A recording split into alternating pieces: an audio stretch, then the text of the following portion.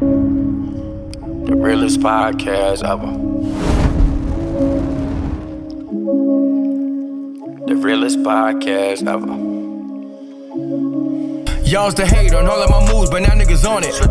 Y'all used to debate me on me and my views, but now niggas on it. I see you want it. I used to tell them I'ma have me a show, but now niggas on it. Man, you want it. Her homies on it. I see you want it. Your homies on it. Dog, she on it. Y'all's the hate on all of my moves, but now niggas on it. Dog, you want Y'all it. used to debate me on me and my views, but now niggas on it. We used to debate. I used to tell them I'ma have me a show, but now niggas on it. Swear, dog. Her homies on it. Now you want it. Your homies on it. The realest podcast ever. You can never, man, you ain't as clean as real. This right here, that grade, they love the chat and man, how real is that? Only family matters like What up? It's the realest podcast ever. We back. Episode 187, I want to say. 187. We could check that later. It's your boy C. Diddy. Y'all know what the fuck going on. Y'all know who I am. And we back in this thing. Another Monday. Another opportunity to be great. Another podcast, man. What's the deal? It's Monday. Snowstorm hit. Got a good quarter of an inch. Oh, man. I almost checked out on that quarter inch last night, bro. I'm coming back. I had made a quick little run like as soon as it started. I made a quick run from where we at to Germantown, Roxborough, come back, get on the E-way. I get right before the Golf Mills exit and almost checked the fuck out. You lost control of the car. Lost control of the car because that soft snow got caked under my tires. And since they performance tires, it never moved. So that shit just got stuck on the tires, slid, almost wrecked out 5 times last night. Almost. Oh, yeah, you was wilding. Luckily, I didn't hit nothing. Like, it was so crazy, I didn't hit anything. Like, I'm on the E-way, I'm sliding, I slide toward the median, stop. Never hit nothing. Like, didn't scrape the fender, bumper, nothing. Then I'm getting off. I get off at Golf Mills. I say, all right, I'm going to go down, come around, come that way. Ain't really no traffic, whatever. I come down. I'm making good load, doing like 30. Snow get caked up again. I'm sliding at like a 45-degree angle down the hill toward, you know that Wawa is? The small one. Okay, the little bitch ass Wawa. Yeah, little bitch ass Wawa. I'm sliding. Like, I slide past, like, basically, say this is somebody's mailbox. The ass end of the car slides past the mailbox. Were you in the truck or the car? I was in the truck. Oh, okay. Slides past the mailbox, don't hit it. Slide past a tree, don't hit it. Regain control, right by the Sunoco. I'm stabilized, get fucking to Wegmans, get my groceries, go in the house. Like 5 like near wrecks. Like, this shit was crazy, man. I'm just glad to be cool at this point. Close friend of mine got into a car accident last night. She is okay, but her car is smacked. Somebody hit her, tried to do the, I'm gonna pull over, but it was snow, so they couldn't skirt off. Yeah. Got their information or whatever. I'm like, yeah, if they tried to skirt off on you, they probably they probably don't have no real insurance. Right. They probably got Ronnie Ryan casualty or something. Yeah. you know, Meek Mill got financial. They got insurance now. You'll never believe it. It's like Dream Chasers Indemnity. Yeah. Yeah, so it was an interesting night, man. But Yeah, so we got you set up 5,000 collision, 5,000 comprehensive. You like 5,000? yeah, 5,000 total incident, like everything, beginning to end, 5,000. $5 deductible. Yeah, the funny you should ask because the deductible was actually 5,000. My homie the other day told me his deductible was 2 stacks. I was like, God damn, you don't pay nothing a month. This shit, $19 a month. Damn, he got motherfucking civil rights era insurance prices. Shit. Let me get this cord together. There we go. All right. But That's why I take the short cord. I ain't got to worry about all that bullshit. yeah. I mean, I didn't really have a choice. You kind of just handed me the cord. No, every time I've given you the short cord, I get cursed out. Yo, I need some more length. You got a point. All right, yeah. That's what I be yelling about. All right, cool. But yeah, man, I had to get the fuck back up here. So Yeah, you came through early. Yeah, man, came through a day early. Cause I was in Charlotte. We will get to that. And literally, yo, that shit. Thursday night. Yeah. Americans started sending me the joint on the app, like, yo, shit about to get dark. You know what I'm saying? You want to slide? Let us know. You know, you could change your joint with no penalty. I ignore it. Friday come around. Then I start thinking about it, like, yo, I'm leaving Charlotte on Sunday. We not doing jack shit Saturday. Right. Lee was leaving Saturday. So I'm just like, yo, I looked at her flight. It was a first class seat open in front of her. Okay. So I'm just like, I'm thinking about it like, all right, we wasn't really doing that. We was going to one sneaker store in the Met. I done did everything, did the shows, linked up with BF. I'm like, I ain't really doing shit. The storm's supposed to hit Saturday night going into Sunday. Right. So I'm like, yo, why sit around waiting for the storm when I could bounce Saturday morning? Yeah. So Friday evening, before we go into dinner, I'm on the phone with Amex for like an hour. Because, you know, when you book it through them, you got to go through them to rebook with American, all that shit. Finally, the lady, after like 54 minutes, she's like, all right, yeah, I got you on the flight tomorrow. 9 in the morning, because I was taking a 9 in the morning Sunday joint. Right, she changed me to the Saturday joint. I'm like, boom, so I'm on the flight with Lee. We out. Literally, we wake up and on our way to the airport, they was like, all the flights from Sunday got canceled. Damn. Jules was like, God damn, you was right. I'm like, dog, like they canceled. You'd have been stuck till Tuesday. He's still there. You know what I'm saying? What's going on up there, big dog? He's still there. Is he supposed to go back over? He was supposed to be here today. I'm supposed to be here today. Okay. Because he had to go get the PC. He was supposed to be here today. He gave me a whole speech about being here He today. wanted to come record. He like, yo, why the fuck is it always some shit? I'm like, dog, that's how it go. Damn. But he was supposed to come get his PCR joint and then fly out tomorrow. Yeah. So now he gonna come in tomorrow, get the PCR at the airport. He like, I ain't even leaving the airport. Damn. Literally, he gonna land, get the PCR, get on the flight, go to Qatar. Damn. Yeah, so he just like, yeah, shit just got fucked up at the end. You know what I'm saying? Yeah. A little bit of snow, man, will shut a whole coast down. I'll say this.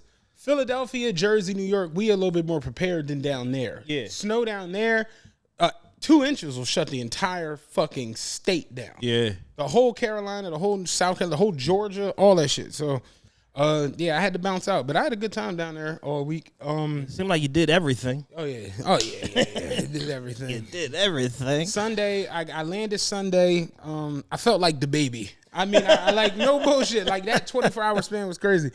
I landed. Went to the hotel. I stayed at the Kimpton. Okay. Very nice. They upgraded me through the John. It was nice. They gave me a dope room. Had a real cool view and shit.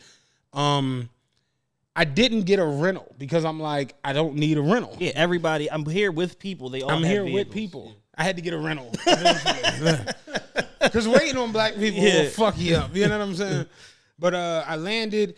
Jules like, yeah, we going straight to the Met. And we gonna go. And he had me recording 2 shows. Shout out to Kane. I did his show called Kane is Able. Real good listen. It's me, Jules, Kane, and this young lady, Yolanda. Well, older lady, Yolanda. She was cool as all hell. She owns the club / studio / rib joint. It's a lot. Dry cleaners. It's a complex.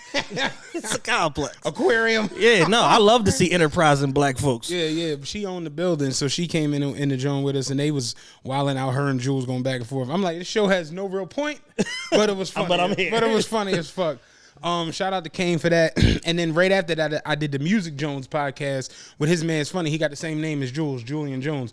He is like he's like a down south version of me. Okay. Where he knows, like, it got to the point where we was just going back and forth about verses, and everybody like, I can't. How the fuck do you know CeeLo's verse from the remix? That I'm just like, dog, like, you know, we was talking music shit. Yeah. BF was actually on that episode with us. Okay. And it's wonderful because he loves, like, you know, just give me somebody randomly like OC and Mike Geronimo. And like the rap and like the new niggas, like the Lil Baby, and BF is literally just he's in BF mode. What the fuck are they talking about? These niggas, what's that nigga's PP number? I never seen these niggas as shooters. It's just like, calm the fuck down, Mitch. Why are you so angry? What's that nigga's PP number? It was BF being BF. It was great. But we did those shows, and then BF was like, yo, come on, I'm going to take y'all to go get some food, some drinks and shit. The spot BF took us to was crazy. Like, niggas have like that walk around lurking, you know, like they're that way everywhere. Gotcha. I'm like, we in the South, like the rural South. Because, you know, the Met is Columbia, you know what I'm saying? So you off like the beaten path of like the main John and shit. Right. All the women thick as hell, but the niggas just they just look. I seen so many Euro hikers this week, and remember the beef and broccolis? Yes. What were those called? Field hikers. I saw yeah. field hikers this week. It was crazy. But yeah, shout out BF. He took us out. We went and had some drinks, some food. It was cool. Monday we went to the game. I'm gonna speak on that for a second. Me and Jules had wood tickets for Charlotte versus the Bucks, and I was hyped because the Bucks have become one of my favorite teams to watch. So I want to watch Chris Middleton, Giannis, and shit. I fucked with them a lot. Chris Middleton dropped Miles Bridges right in front of me. Right in the beginning of the first game. fucking play of the game. It was lit. The security at the Charlotte arena. I almost wrote an email. Damn. And that's how They almost turned you to a Karen. I almost went full, and nobody peeps it, but like, you ever watch White Chicks? Yeah. Me and my man Ross used to geek off of, remember they were pretending to be white women when they wouldn't let them in the hotel, and Marlon was like, I know what I'll do. I'll write a letter. And all the white women was like, yes. And he picked the pen and the paper up and he shook it. And he's like, I am a white woman in America. That's real shit. Yeah. That's how I felt. But the security at the game, yo, and I've been to a lot of different games, a lot of different places, and they were so ridiculous, yo. Like, when I tell you they don't let nothing go on, nothing. Yeah. Like, nothing. We stood up to take pictures at halftime, same way we did at the Joan. Yeah. I literally, like, I'm not exaggerating. In my first picture, I'm so, like, oblivious. I have my mask on. Yeah. Like, I still had my mask on because I had it on. You got to have your mask on sitting on the wood. To the point where the girl taking the pictures, like, you want to take your mask off? I'm like, oh, shit. Take my mask off. We take, like, 4 or 5 pictures. Here come the security boy. Yo, why you got your mask off? I'm like, nigga. The girl taking pictures, like, he literally just took it off for the picture. Like, yeah, you know you got to have your mask on. And I'm like, yes, we know. I'm aware. It was I've been here for a half. I've been here for a whole half. Yes. It's like that shit. So then, you know, the end of the game, you know, people that are down there come and they take pictures on the court. Right. It's just what it is. He literally, when I tell you he was on this joint, like forearming motherfuckers. Like, yeah, no, you can't come on the court. And I'm like, yo, what is you doing? Like, people taking pictures, kids and shit. He like, they want to take pictures of courtside. They need to pay to sit courtside. And I'm like, fam, like, he like, yeah, like, you want to do some courtside shit? You need to put some courtside money. And I'm like, fam, I'm sitting in the first chair. Yeah. Like, there's nobody sitting in front of me, and I got a problem with what you're doing. Calm the fuck down. Like, why are you like that? So then there was a situation where, let me show you this, John, just so you can get a understanding of what it is exactly I'm saying. LaMelo, y'all know LaMelo Ball. LaMelo Ball's the star player for the John. It's a nigga who's sitting on the wood who's clearly, I don't know if he's his handler or he's his, I don't know. He's tied into the ball. He's tied in because he has on jewelry with the BBB shit. He's wearing the, you know, they Puma shit that he got and all that. And they kept talking to him. Like, Chris Middleton kept talking to the nigga. Miles Bridges kept talking to the nigga. He clearly somebody. The game is on the line. The Hornets score and go up 1. Him and his man stood up like everybody did, clapping. Look at the security nigga.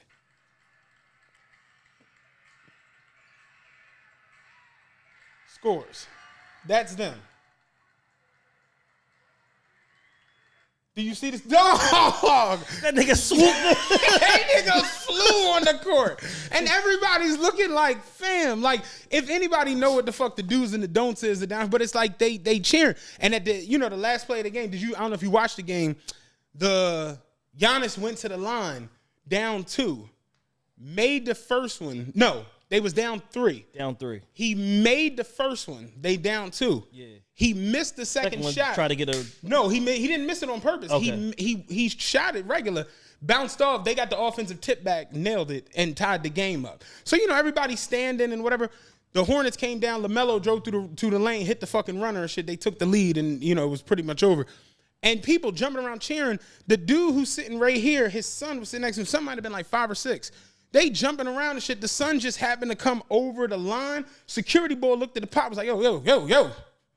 Like, get him back. And it's just like, why are you acting like ninja security, Ninja security, man. You seen the way he ran on the floor. Yeah, though. No, it was disgusting the way he was acting. He swooped in like Spider-Man. So then, like I told you, at the end of the game, you know, everybody's clearing out from down there, so people want to come and take pictures or whatever. That's when he said the whole shit. You want to do some courtside shit? You better put out some courtside money. And I'm like, fam, like, yo, look, I don't know why y'all are like this. I'm like, I'm from Philadelphia, and I go to like a lot of games. I've been to games in LA. I've been to games in New York, Philly.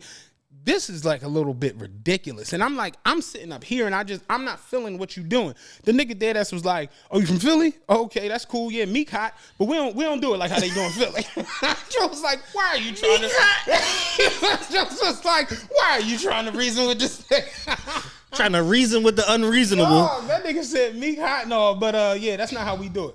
I'm like, yeah. So then, you know, like people come around and try to come on the floor. The nigga straight took chairs and stacked them on top of each other to block the walkway onto the floor. That's nasty. It was ridiculous, dog. I'm talking about, you know how like at the Sixers joint, you can kind of linger around? Yeah.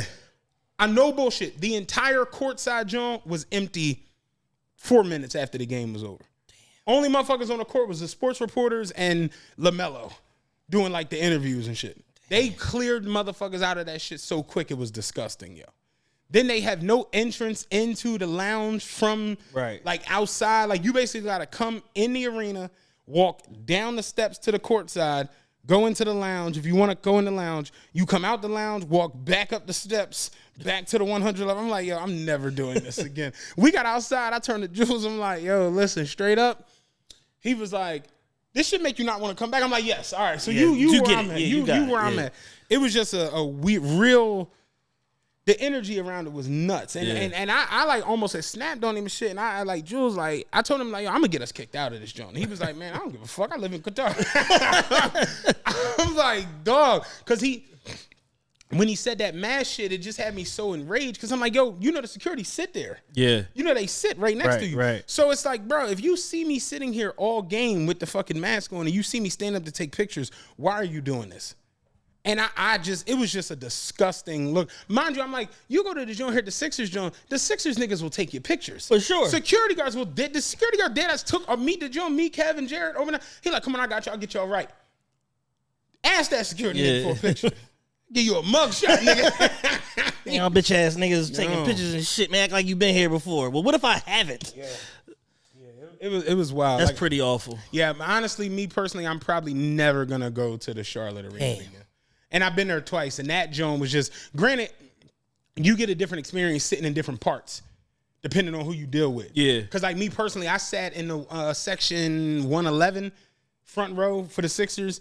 I would never sit there again because you right at the tunnel. Right. Where all the shit come in and out of. Right. So I don't want to do that. So you get a different experience sitting in, say, section 102 or 124. Yeah. But, yeah, that shit, that had me like, yeah, I'm never coming here again. And I'm like, for me, them tickets is too expensive. For you to come there and your kids can't, you know. Yeah, for you to pay that type of money and come somewhere and feel anything other than fully welcomed, accommodated. Do you need anything? What can we get you? Anything other than that is like OD, especially when you like blocking people and elbowing motherfuckers and all that. No waiters, no waitresses sitting courtside. Terrible. None of that shit. Like nothing. Like you get nothing. Yeah, our Sixers tickets, man, we had free everything. Everything. The bitch brought the Casamigos out. Right. With the bottle out. They tripping back here. They tripping back there. Y'all tipping out here and they tripping back there. They tripping, y'all tipping. I'm bringing the bottle out this joint. She brought the reposado to courtside. To the fucking seats. Like, and that, you know, that's what you paying for in that experience is like, you know, the perks, the extra shit. So for you to come in and it's just like, almost like, why you here? You know, and that be my biggest joint with a lot of this shit. Because a lot of this shit has become not fan friendly. And I think people be missing that a lot when it comes to all of these events and everything. Without the fans, this shit ain't possible. Beyonce is great. I went to Beyonce concert. She's fantastic. But these 64,000 people in this building make this shit the show. Because if they weren't out here, you would look fucking retarded up there dancing and spinning around with nobody screaming out or crying. It's just what it is. So when you got a situation like this with these basketball games, these fans make it pop. Yeah. And it's hard having a conversation with people who don't necessarily sit in that courtside shit to really understand that it's so much shit going on that has nothing to do with basketball. The courtside shit is really like a business within the business. It's a business within the business. Maybe even within the business. Right. That's what it is. You got people walking around with earpieces like they fucking, you know, working like they on Air Force One. Like they on Matrix Revolution. No, this shit is crazy. You got people walking around, women in pantsuits, and you know, you got this guy and this guy, this security doing it. When the refs leave, y'all gotta make way and da-da-da-da. And it's just like, yo, we here for a basketball game. Yeah. It's what it is. It's a basketball game. It's shit like going to the Rucker or going to the Rec or going to Elmwood. Like, it's a fucking basketball game. For you to pay that kind of money and you come there and you just like, almost like you on eggshells. Right. Like, oh, don't let me do this. Don't let me do that. Don't let me, you know what I'm saying? that's a bad Even look. when we first walked up, we came on the joint. Boy, the first initial, not the dickhead security boy, the other, like, he was super dickhead. This was like medium dickhead boy. He was like, oh, what y'all sitting here? And we just like, fam, why would we have walked down all these steps If we wasn't sitting and here. came around y'all security chairs and walked onto the actual wood, like the hardwood, and started walking down, like, you know what I'm saying? He was like, oh, I need to see some tickets or something. Let me see something. Show me something. And I'm just like, Oh, you're all are like this. yeah, I'm just like, yo, like, and instantly I'm just like, what the fuck is that? What the fuck was that? Yeah. And he was like, oh yeah, y'all right here. You know what I'm saying? 7 and 8. We like, we know. Yeah. That's why we came down. Yeah. Jules like, yo, not talking shit. Like, this my seat. Yeah. Like, I know where I'm going. Like, you know what I'm saying? Like, it was a wild. That sounds like exhausting process. It was exhausting. It was nasty. But anyway, we bounced out from there. We hit Midnight Diner that first night. Midnight Diner, I don't know if you ever been there in Charlotte. Never been there. Phenomenal. It's like, it's what Silk City should be Got it. in Philadelphia. Like, it's the go-to spot after events and games, and because it's right uptown. It's like 3 blocks over from the stadium. But it's built just like Silk City, like an old trolley car. It's a diner. But this joint is like, you go in and they got music playing, and you know the waitresses is all live and animated and shit. The waitress literally was like, y'all handsome. Either one of y'all looking for a wife? We like, oh, we both some family men or whatever. She like, looking for a side bitch? Let me go get my girlfriend. She bring the waitress back over. She like, look how fat her ass is. She smacking her ass and shit. I'm like, yo, let me get the French toast when you get a chance. Like, this shit is nuts in here. But yeah, Midnight Diner was cool. We hit every sneaker store in the fucking the whole everything. Yeah, the whole region. Jules had you and every one of them motherfuckers. I finally broke down and bought the Just Dons, the Blue Jones. Yeah. I've been wanting them for years. You know what I'm saying? It's one of those sneakers like It's a grill. yeah, but they say grill list or whatever. Yeah. And I finally, we walked into shout out Requests in Concord Mills, big sneaker store down there. We walked in. I saw the case, you know, like a sneaker, they got the big case or whatever. And I'm looking, you know me, I wear a 15. So I see the sneaker in the case. I'm like, yo, that sneaker looks big as shit. I was like, what is that? He's like, it's a 15. I'm like, yeah. And he pulled it out and I just was like, I'm doing it. And Jules was like, word. I'm like, yeah. I'm like, let me get those Jones. He like, I got to catch up. Bring me all this shit to 15. Bring me all this shit to 15. But yeah, I grabbed those. I was looking to grab the Fear of God, the black Jones, but we didn't go back. The Nike Fear of God? Yeah, the black. They had the all black pair of Cola Kicks, and we just didn't ride back down. So, but if you don't mind saying, what did the Dons hit you for? You give me a range. 4 figures. 4 figures. Yeah. But not high. Okay, not high. The pair that's on the only pair I seen on eBay is just funny. Jules hate the nigga, the seller, but he actually showed me love on a pair of sneaks, but he got them up for $2,600. Okay, I didn't pay that. Right. So that oh, so you won. Yeah, Right, it didn't even have a 2. Okay. So I was just like, oh, you won. All and right. nobody else. I haven't seen him in a 15. Like, Yeah. You know what I'm saying? It's a hard to get shoe, and it's just funny how, you know, later in life, you know, with us being sneaker guys, you know, our whole lives, you know, 10, 11, 12 years old, and then now, you know, with the sneaker business being what it is, like our first inclination now is what's in the case, because you know you're not even really interested in none of this other shit. Yeah. Like, the other shit is just a function of the casual sneaker buyer that's just coming in here like, all right, cool, what can I get? But it's like, we can find that shit. What's in this case? Like, what do you have that you're showcasing that nobody else has? It's a little different for me just because I walk into sneaker stores and me and him, our joint is, what do you have in a 15? Because I know the selection is probably small. Yeah. For other people like yourself, you know, it might be more so, show me the rarest dunk or the rarest one, you know, shit like that. They had a pair of the Art Basel ones in the Request in Greensboro or whatever. I'm like, damn, them Jones 10. You know what I'm saying? 10K for them Jones. Yeah, you know what I'm saying? I want a pair. I want the trophy room ones, man, and I didn't realize I wanted them till they were already 2,800. The red ones with the sparkles in them. You know, it's like 2 of them. Oh, it's 2 of them. It's one that got the signature shit on it, and then it's the other the one with the signature shit on it. Yeah. Them Jones. It's like I didn't. They was like probably like 1,400 pre-release, 1,250 pre-release, and then now they 28. And I'm like, oh, I want those. I'm like, you're a fucking idiot. Somebody had a pair in a 15 in one of our groups for 2,500 a couple months ago. And he posted them. I don't know if somebody bought them or but I seen them. Yeah. It was like the only 15 I've ever seen. Right. And he wanted 2,500 for them. Yo, I was on Buy Sell Philly the other day. The biggest sneaker group. The Jones like 50-something thousand, 72,000, however many people in there. It's nothing on there. Like literally. That Jones still alive, Bro, it's nothing on there, man. Like, you know, the big three, which I guess would be GOAT / Flight Club, because they're one group. StockX and Stadium Goods has put the casual reseller out of business. Like, it's a few guys still holding on that's pulling 15, 20 pairs and all that shit. But for the most part, like, you know, a smart reseller going to understand, like, yo, even if I got to give Stadium Goods 20%, they going to be ahead of the market by 3 months. They're going to get them off. They're going to get them off. And they are price-wise, they are the price leader, and they don't care about being the price leader. No. Like this weekend, they had a 15% off all Yeezy sale. They do these flash sales and shit like that. They have VC money invested in their business, so they run it like a VC company. Let's get this. Let's get everything we can get. What we flooded with, Yeezy's cool. Flash sale, 48 hours, 72 hours, like shit like that. Like I bought my Ama Meniere Raised by Women 3s for $550 at Los Angeles. I sold them through them for $960.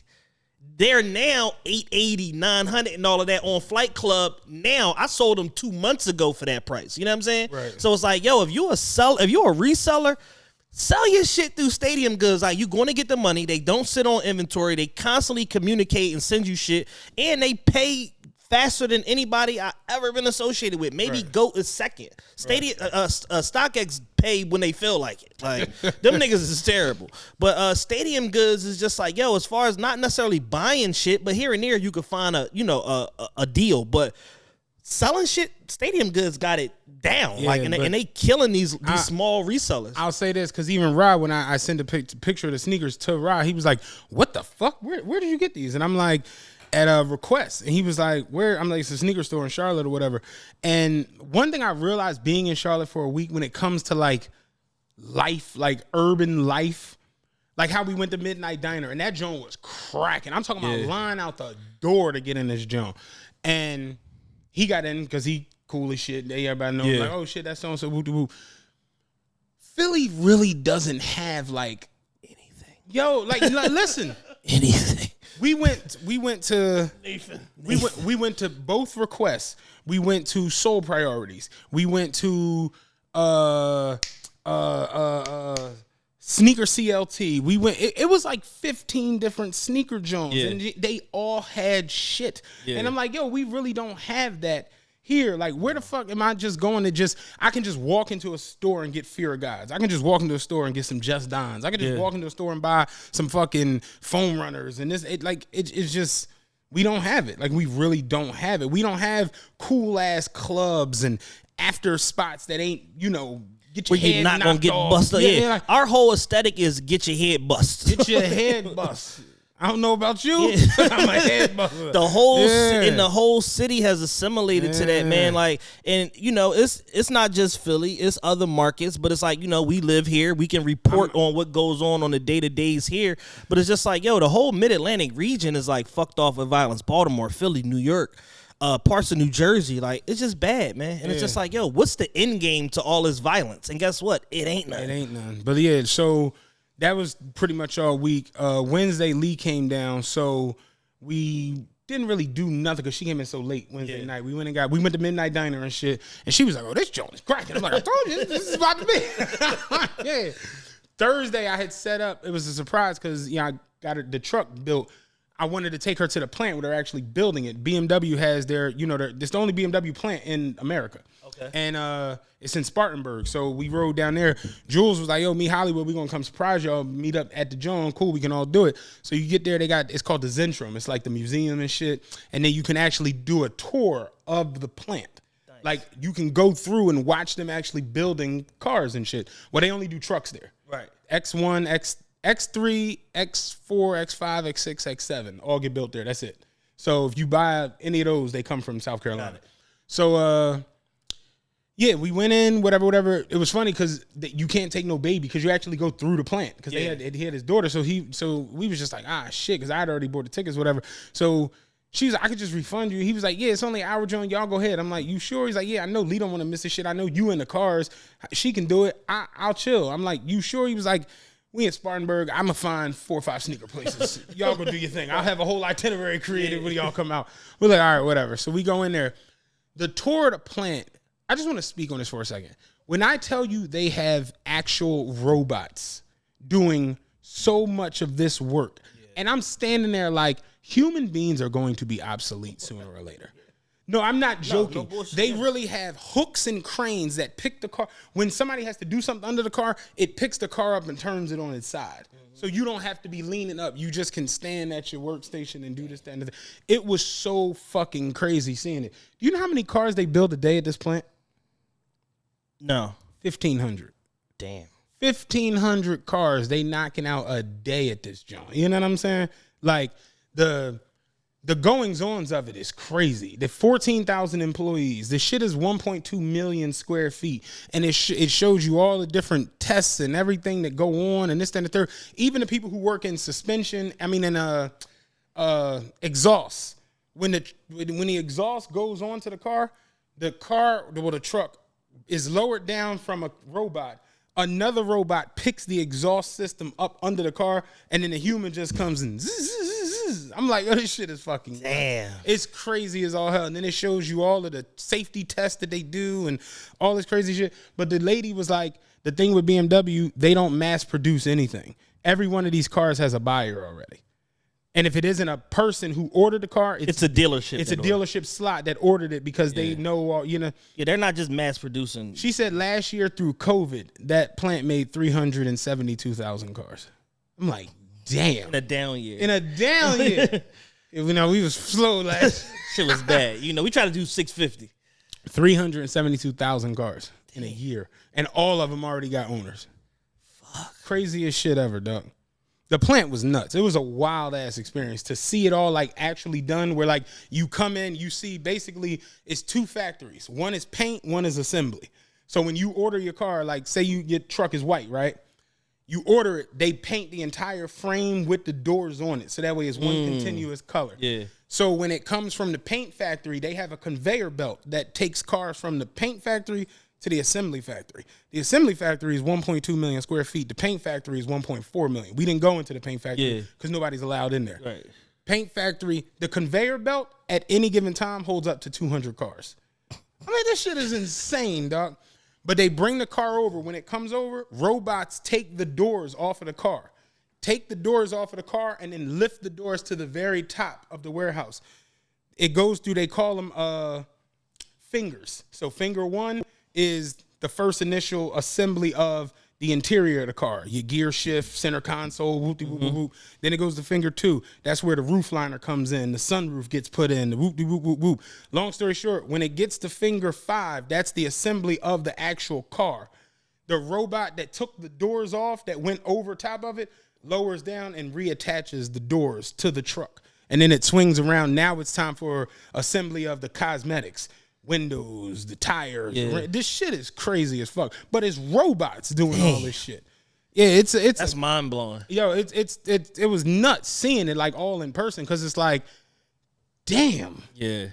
And speaking directly to the automation point, there's a TikTok or whatever floating around with Tony Robbins right now talking about the fact of like the truck driving industry and like these various industries, like it's a wrap for humans. Like self-driving trucks like are here. At this point, it's just about perfecting the technology, you know what I mean? But it's like literally like, you can automate to where like from a phone or a remote or whatever, boom, boom, boom, we going from here to here, drop this off, pick this up, boom, boom, boom. And it's like, the humans are going to be secondary cargo to the actual, robot that's delivering and, attaching the new the new cargo to where it's got to go again, and it's just like they ain't got to sleep.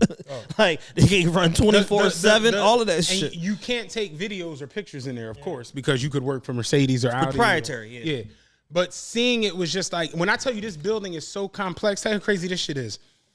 When it's time for the truck to get the alignment, right? The robot brings it down onto the floor. When it brings it down onto the alignment floor, the floor opens up. And it's people under the floor that are doing the alignment down in the floor. Damn. Yeah. When the alignment done, shit close up. All right, we on break. they just underground chilling. I'm like, yo, this shit is nuts. When it comes time for the car to get wrapped, it goes into on a conveyor belt. It's people like that are sitting up on a bridge with the cellophane wrap shit to wrap the car from up on the bridge. Like, nobody's out of place. Damn. Remember at the beginning of the live show, you was like, nobody's where the fuck they supposed to be. Yeah. This joint, everybody's exactly where the fuck It's like they supposed to how like Omar Tate said, like LeBeck Finn's dinner service is like poetry in motion. That's what it was. Same it's sort like of thing. poetry in motion. And it literally shows how all the different paint Jones work and the tire Jones work and the rim Jones and the engine. She said at any given time, they have 10,000 engines just on deck at the factory. Damn. Yeah. Like, this shit is crazy. She was like, when your shit is done, they randomly pull cars for a 2,000 point inspection. It takes 8 hours. It happens in this room. And she was showing the people actually doing one of the jobs. It's the craziest shit ever. And then they showed us an actual truck that was actually done and going out to get delivered and shit. And then this is the crazy part with BMW. I didn't even know this. Anybody listen to this, if you factory order a BMW, you don't know this because we've done it now and we didn't even know. Yeah. When you do it, you can tell your seller, the car salesman at the dealership, that you want a performance pickup. You know what a performance pickup is? I have no clue. Basically, if you factory order a car, you can request a performance pickup. They can't deny it to you. Basically, they fly you down to South Carolina to pick your vehicle up. Yeah. When you do that, they fly you down. They put you in a Marriott hotel that's right near the plant. They pay for dinner and for breakfast. You get your car delivered to you at the lot. Your car will literally be in the museum case when you show up to get it. And then they let you take it out onto the M track. Yeah, it's a performance. I'm like, what? So I'm like, here I go, like, is it too late for that? And she was like, yeah, it's already in. You done already. Funny to that point. Listen to this. Somebody just texted me this morning. My homegirl, Chanel. Hey, remember we were having that Mercedes convo, and I told you that I got mine from the factory in Germany? Well, I just found out that you can order yours from there too, and they will ship it to you for free and pay part of your ticket to go get it from the factory and visit it. They give you a hotel and car insurance so you can test drive it around Europe before they send it. Insane, dog. Look at how life all came together. You don't be knowing this shit till you show the fuck up. The lady was telling me this, and I'm like, wait, what? I was like, yeah. She was like, yeah, you have to request it though when you actually order the car. Because it all has to be set up and, put in the proper channels and everything, whatever. But yeah, they'll definitely bring you down and let you go on the track with your joint that you just ordered and shit. Performance pickup. A performance pickup. That's a gem. Yeah. That's a gem. Crazy as shit. So yeah, we did that. Friday night, we attempted to do dinner. Dinner with black people is hard. You know what I'm saying? It started out being like 7 of us. Then that went to 9. Then it went to 11. Then 13. It got all the way up to 15. So you've gone out before. Unfortunately, when you do a dinner for more than normally 8 to 9 people, you gotta reserve that. You have to reserve a table or most likely a room. When you do that, you have to put down a deposit. You have to sometimes pick a menu. Yeah. And I'm explaining this to all these people, and I'm like, everybody's like, yeah, I'm in. So I'm like, okay, I'd go ahead and make the deposit. Whoop, whoop, whoop, whoop. My man Steve coming down from Greensboro, him and his wife. I'm like, okay, cool. We going out to dinner Friday night. Friday morning, yeah, so-and-so got to pick his son up. Somebody else got COVID and whoop-de-whoop. And it's just like, yo, I'm not sure black people really understand the way, like, these things work. They don't understand the seriousness of reservations. Yeah. At least when the reservations escalate, like, black people look at reservations like, hey, you got an app on your phone or you got to call somebody or whatever. You get on Google, you make a motherfucking reservation. Okay, cool, that's fine. Up till 8 people. There's a Mendoza line. Mm-hmm. Then when you cross that Mendoza line, the reservation becomes much more serious. It's about a deposit per person. It's about picking a menu. It's about then it goes to a table minimum. Right. Right. Yeah, then there's a table minimum. It's all these other things because we got a schedule for that. We got a staff for that. Right. Normally, people aren't coming in here with 32 people. So we Right. need to know that you serious about your 32-person reservation. So I first person I reached out to was Steak 48. Steak 48 told me it's a $3,200 table minimum because the table that they would give you in the room holds up to 24 people. I'm like, okay, yeah, $3,200 minimum for 24 people isn't wild. But the thing is, we got maybe 15, and 15 could maybe be 10. Exactly. So if you show, and we still got to spend $3,200. so you show up with 10 people on a $3,200 minimum. Now I got to take 9 ribeyes home. Yeah, give me 13 times. Give me 4 luminous Dom P's. You got the rosé. That's an extra bean 50 a bottle, right? All right, give me 4 luminous rosé Dom P's. So I'm just like, Steak 48 is out. Then I called, in fact, I walked over to Capitol Grill. Capitol Grill, the lady showed me the 2 rooms. One room holds 30, the next room holds 50. She's like, we'll give you both rooms for $2,000. Just, she was cool. I was talking to her, whatever. She's like, I'll give you both rooms for $2,000, whatever one you want. I'm like, a 50-person room ain't gonna look, it's gonna look ridiculous. With 10 people. You know, we gonna look crazy. What's up with you guys? We gonna look crazy. At that point, y'all might as well set the food up. Oh, y'all might as well not even serve us. Right. Set the motherfucking food up over here and let us go grab our shit. So I'm like, all right. Then we talked to Eddie V's. Then it's Fleming. So whoopty whoop whoop whoop. Eddie V's was like, yeah, they had the smallest minimum, which was $800. Okay. So I'm like, yeah, if we show up 14, 15 deep, 800 is nothing. Nothing. But my thing is, it gives you leeway for if certain people don't come. You know what I'm saying? Long story short, we wound up going with Fleming's. People started dropping out. So after like the 5th or 6th person dropped out that morning, I'm like, all right, look, we got a fucking $1,600 minimum at Fleming's. You know what I'm saying? But that's with the gratuity and tax included because I'd already put the deposit down. Okay. So you still had to hit another $1,600, which if we go in there 15 deep ain't shit. Yeah. But if we go in there 8, 9 deep, I'm like, I'm not. It's gonna be a stretch. I'm like, I'm not even trying to do this shit tonight. And I just was like, look, fuck this. My man Steve was coming down. Me and Lee was down. I'm like, we going to dinner. Just us. You know what I'm saying? The normal people. We going to dinner. Boom. We go to dinner. Everybody else like, cool. They whatever. They like, look, we going to Stats. That's my man Plus. Shout out Plus. He owns Stats and shit. They like, yeah, we got the section already reserved, y'all, because it's Jules' birthday. Whatever. We go to dinner. Then we go to Stats. I will say this. You know I don't club. Yeah. Going to the club down there, it was fun as shit. Yeah. And I never once felt like no weird energy of like shit might pop off. And granted, I'm with some people who are pretty serious, but it was fun. It was fun as fuck. Like we had a ball in that joint. You know what I'm saying? Yeah. COVID Palooza 22 was real. You know what I'm saying? We had a ball in there. It was fun as shit. Like even down to like the DJ was killing it. You know what I'm saying? Like with the dope music. I'll say this and I'm gonna wrap it up. The talk for the last couple of weeks has been, and we talked about it on Kane podcast and on Music Jones, Jay-Z versus everybody in verses. And a lot of people have gotten into because even they did an article the other day on why nobody could beat Jay in a versus. Did you see that? I didn't see that. I think it was, I want to say hip-hop, one of them motherfuckers did this article.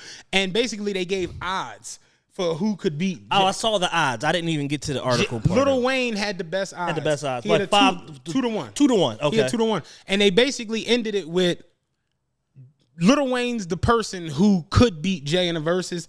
It all comes down to, are they doing this in Brooklyn or are they doing this below the Mason-Dixon? Right. And I'm going to keep it a buck with y'all. I was in a club the other night with niggas from Charlotte, with niggas from South Carolina, Rock Hill, Iron Hill, motherfucking Georgia, Louisiana. It was all South niggas. Jay might not beat Boosie. I'm keeping it a thing with you, dog. When that motherfucking ladies and gentlemen, it's Boosie Boo. King Louisiana, I've been the truth. Like when that shit came on and they went ape shit, I'm like, Jay don't stand a chance. I'm just trying against Boosie. And that's a beautiful point that you set up and made. I'm gonna let you go. You know what they got the biggest reaction for? I'm talking about wall shaking in this club the other night. Just take a wild guess. Something Lil Wayne. When I tell you Lil Wayne's Suck It or Not verse came on. Really? And call Jules right now. I swear, I was standing, I'm like. I've been in the club in Atlanta and heard Suck It or Not, and it shook shit. That Boosie, Jeezy, and fucking Webby, you better believe it. That shit, when they played 400 Degrees. If I ain't a hot boy, then what do you call it? Like, yo, Jay losing the turkey. This joke.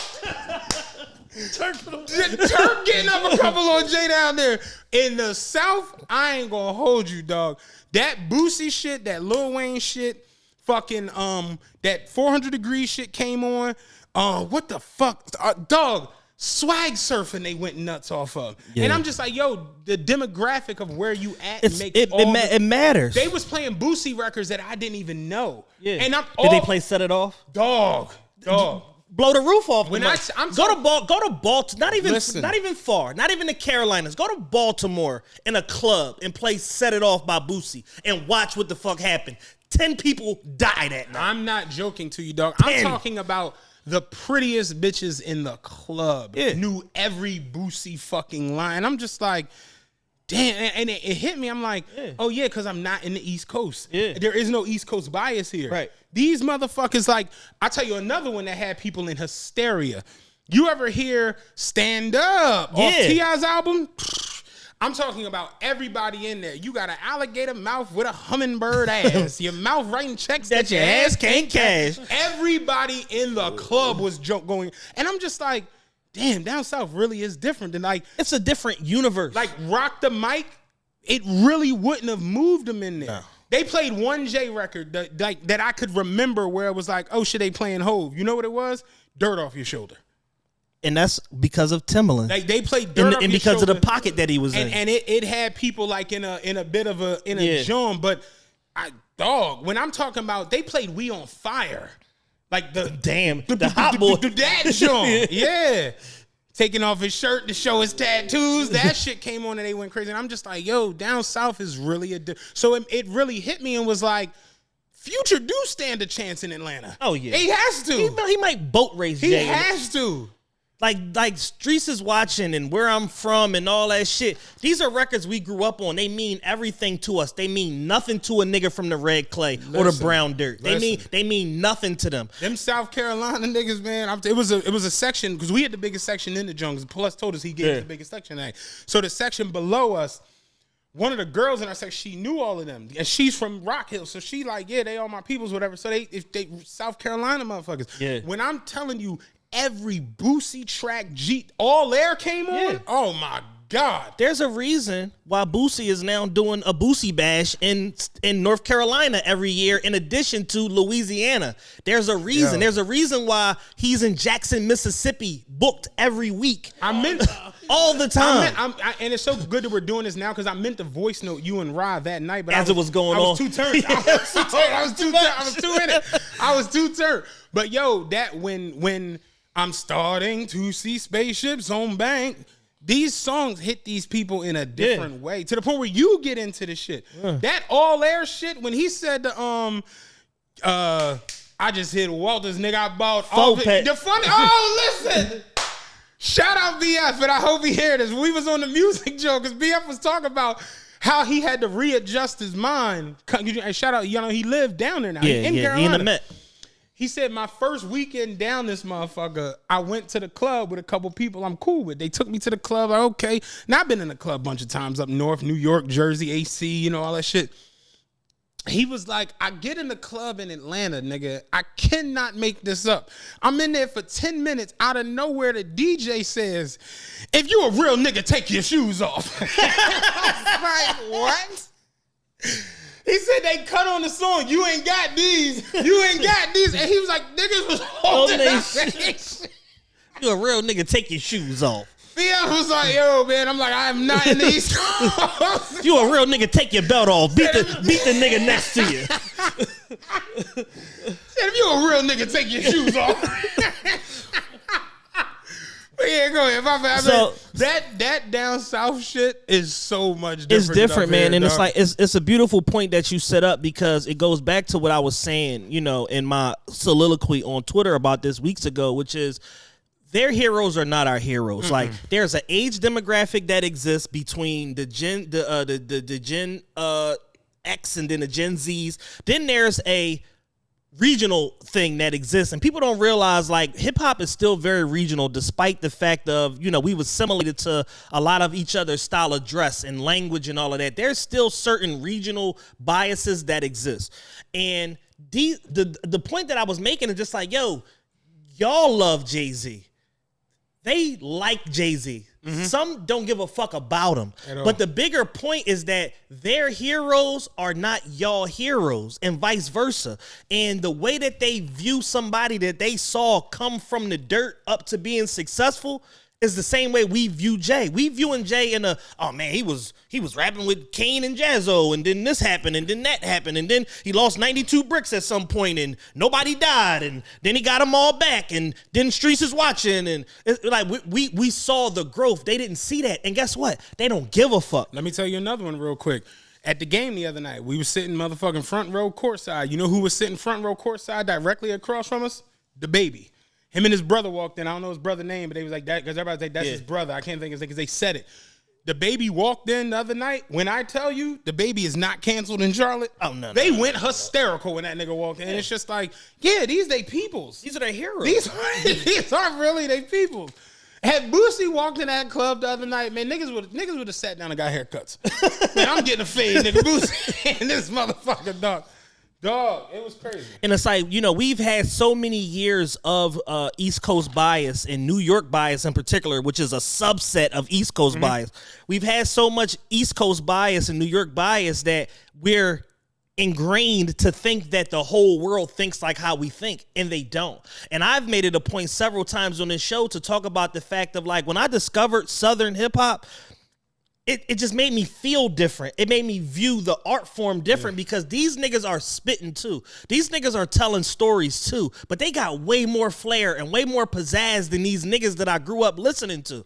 I remember the first time I heard a fucking Ghetto Boys record. That shit, when I heard Mine Playing Tricks on Me, it fucked my life up at like 11. Like for months. I like, why am I thinking about paranoia and mental health and all of this shit after hearing this record? You want to hear some crazy shit the other night in the club? It's funny because he said y'all rocking with the coolest white boy in the South, and I didn't get his name. He was fucking it up. Yeah. He cut on Big Pimpin'. I forgot about that. Okay. He cut on Big Pimpin'. You know what he played? Pimp C verse. Pimp C verse. Yeah. And it's crazy because I was looking at the Bumby interview, and Pimp was dead ass like, man, I'm doing 8 motherfucking bars. That's all I'm giving you. You know what I'm saying?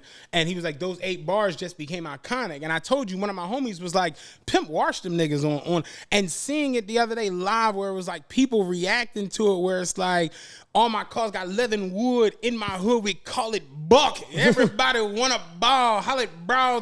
Seeing it was just like, did wash it. It's a lot cooler. Yeah. Like, yo, like, and that's a very good point you make. Their heroes ain't our heroes. At all. And seeing it, like, because, you know, we talk a lot. Yeah. You know I know I don't just be randomly in a club in the Carolinas, but seeing it was like, and I'm talking about niggas who, like, are in the club, like, the way we be in the club and you go outside and these niggas got monster trucks. Right. Like, who the fuck brings that to the, like, they, like, that type of shit. Like, we in the South. Yeah. And it's like, niggas had long, big-ass fucking cars sitting on 29s and all. And it's like, yeah, yo, they don't care about round here. Outside of outside of Tip verse. Yeah. Like that's just what it is. So it's like you look at it, Bleak knew what he was doing going to get Trick Daddy and Tip on that song. Jay knew what he was doing going to get the fucking UGK for fucking Big Pimpin'. Because the South demographic was too important to the future of hip hop at that point. Yeah. And it's like from hip hop from 68? 73? 1973 when hip hop started up until 1998. Like, y'all, they had it. Like, so you had a 25-year head start, essentially. But guess what? The last 25 has been dominated by the South with some pockets here and there of the West Coast popping back up. But guess what happens? The South run 9 more niggas at you. You go to Atlanta tomorrow. Cut the radio on. Don't play your phone when you get in the car. Cut the radio on. You want to hear 9 niggas you never heard of before in regular afternoon rotation. Not mixed show. Regular afternoon rotation. Because there's a whole farm system and a feeder system that exists around the big city to break these records, to test them out, to see what's going to happen, to where when it gets to the main market, it's already tried and true. It's proven already. We gonna go to the Macons. We gonna go to Augusta. We gonna go to this market. We gonna go to this college radio. We gonna go to Georgia State radio. We gonna go to Emory radio. We gonna do all of this shit to the point of time when it gets to regular radio. 97.1 streets, 107.9 hot, whatever the case may be in Atlanta, it's already tried and true. We've already heard it at least in passing for the last 6 months. Like, they have a proven formula of how to work and break records that doesn't exist up here. When I tell you, we were in our section, and I had to go to the bathroom. I had to pee, so I'm just like, yo, I'll be back. They like, you good? I'm like, I'm going to the bathroom. I walk come out the section, come down the steps, come through the other section. I get to the main floor. I'm walking to the bathroom. I get in the bathroom, and it's people in it, because the bathroom in the club, the nigga he's selling mints and condoms and hookahs and all the shit. You Glocks. Know what I'm saying? Yeah, Glocks, all that shit. I got that fire. You know what I'm saying? I got that fire. Nigga, give you a problem. You know what I'm saying? You come get this joint. You can buy it, you can rent it. Runts, nigga got everything in the bathroom. I go in there, I take a piss, I'm washing my hands. Mind you, it's like 10 niggas in the bathroom, because the bathroom attendant nigga always got 2-3 niggas he talking to in the bathroom. Right. I'm washing my hands. There you go, big dog. He handed me the paper towel. All there had came on while I'm in there. And I don't know if because some of y'all be like kind of slow or whatever. Like when you hear this part of it, like because I know I got it on my playlist. This shit started to that came on, bruh. And that motherfucking beat drop. Listen.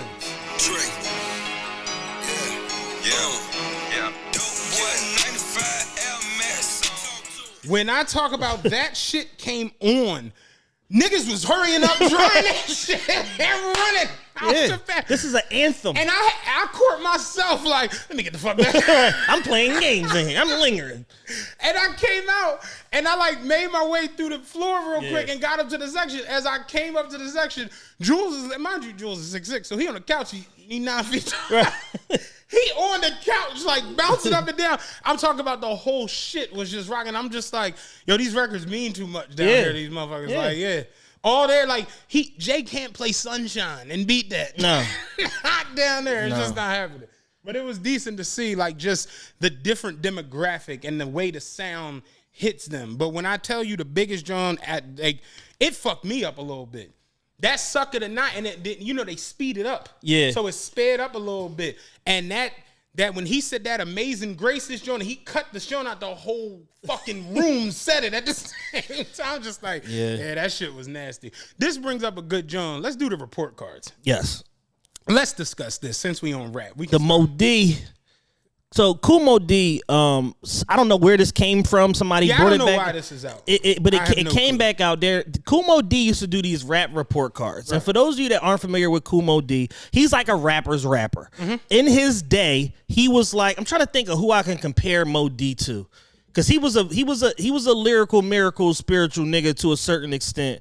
And he is credited with changing the tone and the flow of rap from that and like wood, that Sugar Hill shit. He made it more lyrical. Mm-hmm. He made a point to be more poignant and have more to say, and he changed the flow over from that early Sugar Hill Gang, Grandmaster Caz, and the chicken tastes like wood. He changed it from that shit to a more purposeful baritone, having something to say type of flow. So we can't discredit Moe Dee. No. He's a rapper's rapper. He's an icon in his own right. People know him from Wild Wild West and shit like that, but those aren't his best records. Right. Moe Dee has something to say. He was one of them niggas. So there are these rap report cards that leaked out, and the first one was the 90s one. Mm-hmm. And then that one prompted, and we don't know what year in the 90s, whatever, he put these rap report card out, but it prompted the one from the 80s to come out as well. Somebody said, hey, I'm not surprised based on his grades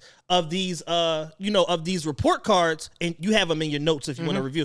I'm not surprised about his grades in this 90s report card because look at his one from the 80s. Mm-hmm. So which one do you want to start with? I'm going to start with the one that I saw first, which was the 90s. The 90s. I tweeted, I can go show you the tweet. I know people are upset, but I personally, there are only two things on this report card I find to be a little bit ridiculous. What's that? Snoop Dogg's voice not being a 10. It's because it's literally like a perfect rap voice. Yeah, it's silk on a track. I think it being a 9 is disrespectful. Yeah. Like, can you give Snoop an 11? Like, yeah, it wasn't even like he gave Snoop a 7. He gave Snoop a 9 on voice, and I thought, that Snoop's a 10 as far as voice.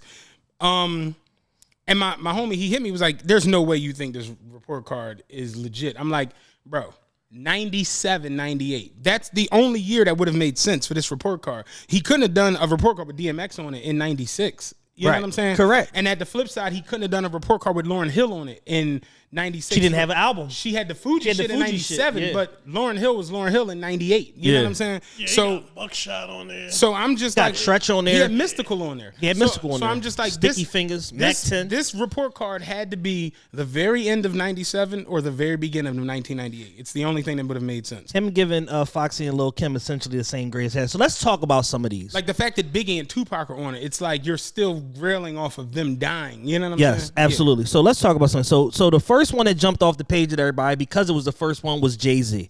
Vocabulary, 7. Articulation, a 9. Creativity, 9. Originality, 8.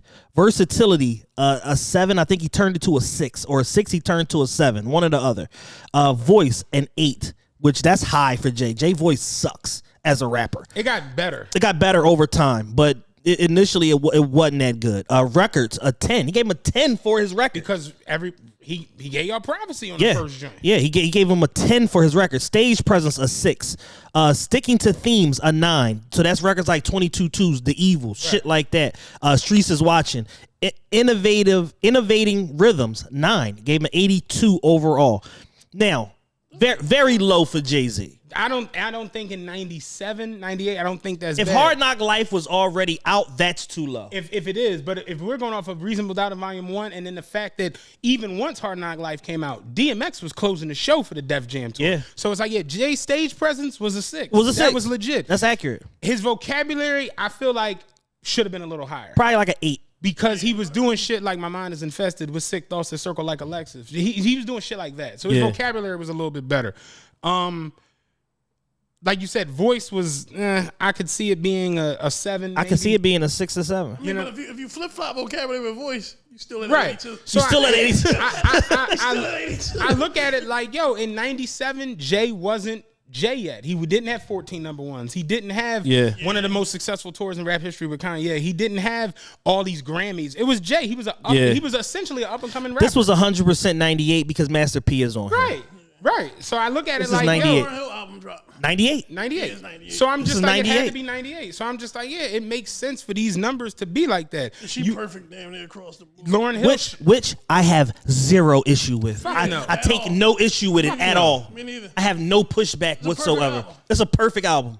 I was literally looking at it and I'm like, Puff having a 7 in vocabulary. Puff could have a 3 in vocabulary. Yeah. He doesn't write any of this shit. You know what I'm Yeah, saying? but then you got, stage presence for Puff should be a 10. I don't know if it is or not. It's a 9. It's a 9. It should be a 10. Like, this is key. He at one point he was the greatest show on earth. Yeah. I do look at, however, though, at his innovating rhythms as a 7. It's like, Puff, you know what I'm saying? And it probably should be a 5. Right. You know what I'm saying? It probably should be a With none of 5. his rhythms. Right. Originality for Puff a 7. Like, nigga, we take hits from the 80s. You know? Like, And Puff being 80 and then Mace being a 79, that's criminal to me. That's criminal. yeah. Puff is not a better nothing as Oh, an you're talking artist. about them two together, like against each other. Yeah, like, Yeah, I see what you're saying. Puff ain't better at rap, nothing rap related than Mace. What if Moe Dee tried to get a deal with Bad Boy? I mean, just like, this is just the Hey way, man, Puff, yeah, this is just the way it gotta be. You know what I I'm know saying? you never rapped before, but you sold 7 million. Yeah, 8, nigga.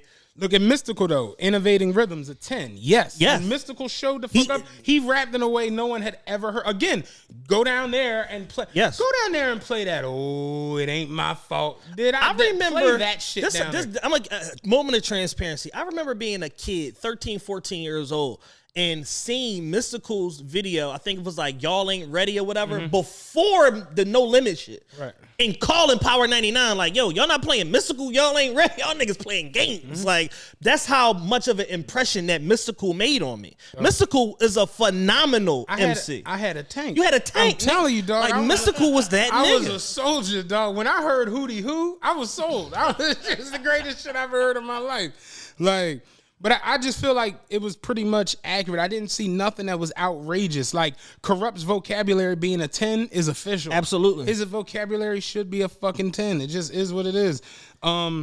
Master P, originality being a 10. That's legit. Yeah, he was the ice cream man. He started all white. Yeah. He started all white everything. Common's vocabulary being a 10 and his sticking to the themes being a 10. That's legitimate. That's 100%. It makes total sense. Yeah, cannabis vocabulary being a 10. Dog. All the sense in the world. Biggie being a 10 across the board pretty much. Yeah, outside of stage presence. Because it's like, yeah, Biggie had one hip. You know what I'm saying? Like, yeah, I got a throne, nigga. I'm bringing the throne with me.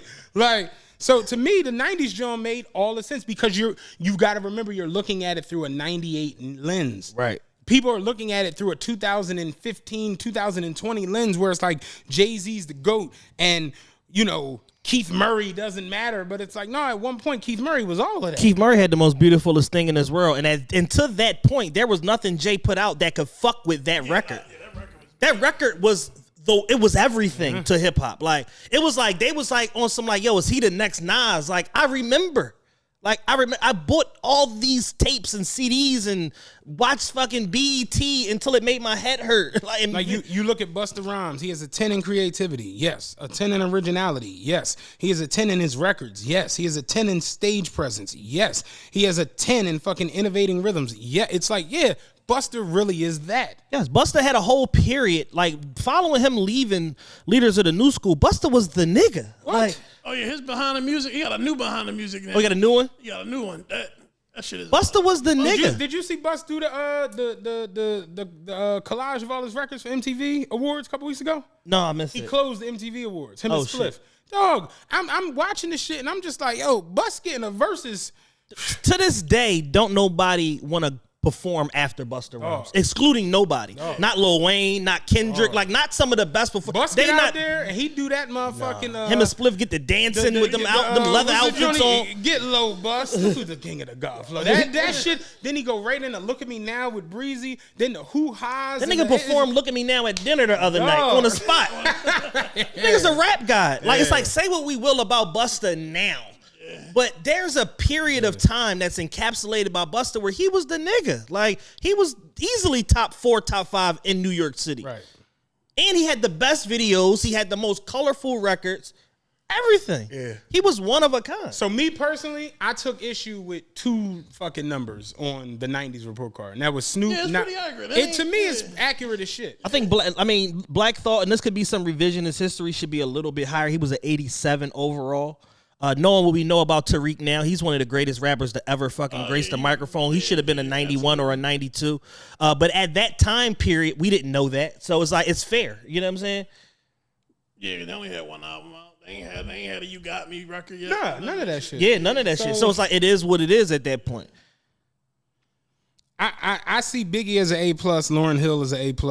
I'm not mad at that. What was Cube? Cube was an 88.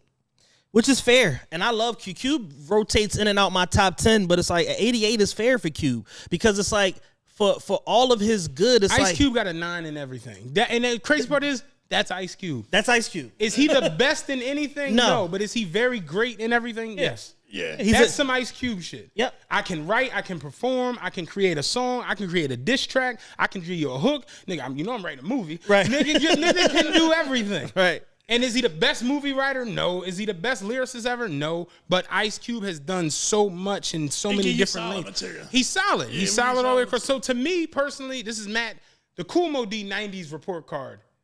It has 2 blemishes. It was very fair, man. It's fair. Like, once I got my homie to really think about it through 98, it's like, yeah, nigga, Jay wasn't all the way there yet. Master P and them was making too much fucking noise. And there's no mention of Cash Money on this joint. So that's why I'm just like. Nah, you know what else I noticed? Big Pun is at 82. That's criminal. All right. Big Pun is at 82 is criminal. Even if he had no album out, Big Pun at no point was ever at 82 as an MC. That Big Pun a 7 in articulation. Criminal. Is worse than Snoop Dogg's not being a 10 in voice, because Big Pun was able to articulate and get flows off that many people with normal voice boxes and breathing weren't able to get Absolutely. off. It's funny, but even when you listen to Big Pun, he would do shit like he would do that before the record because it's like, I'm about to go left. About to go in. I'm about to go left. Yes. Yeah.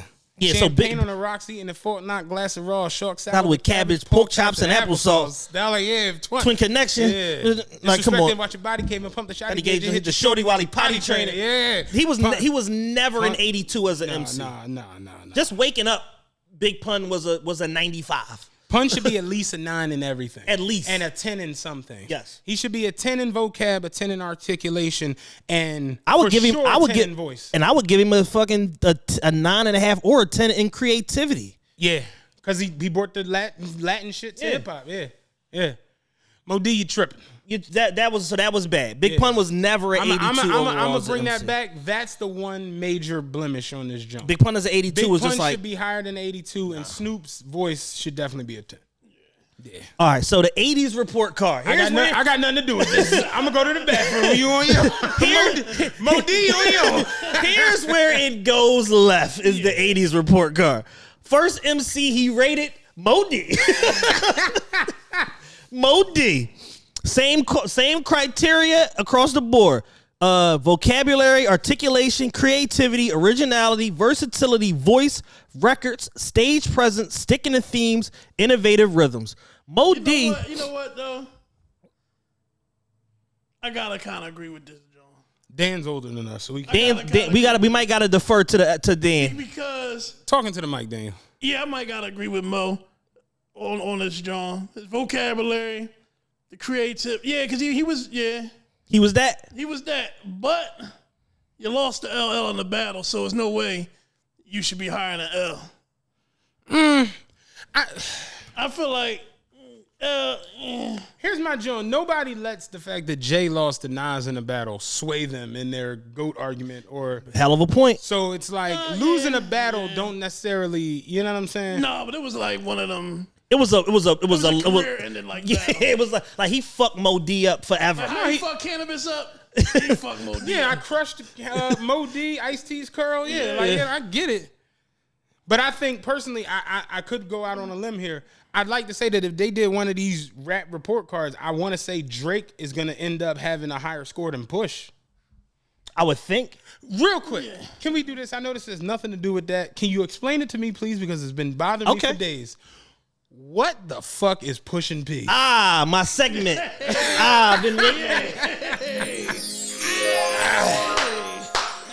It's been driving me up a wall, and I wanted to do it on the show, not in the group chat, so I could actually get. So the concept of Pushin P is nothing new. It's old.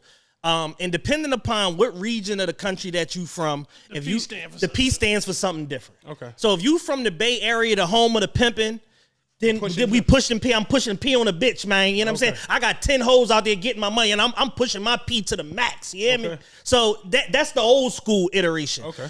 Gunna essentially saw an opening and took something and re-regionalized it to Atlanta to where P mean player.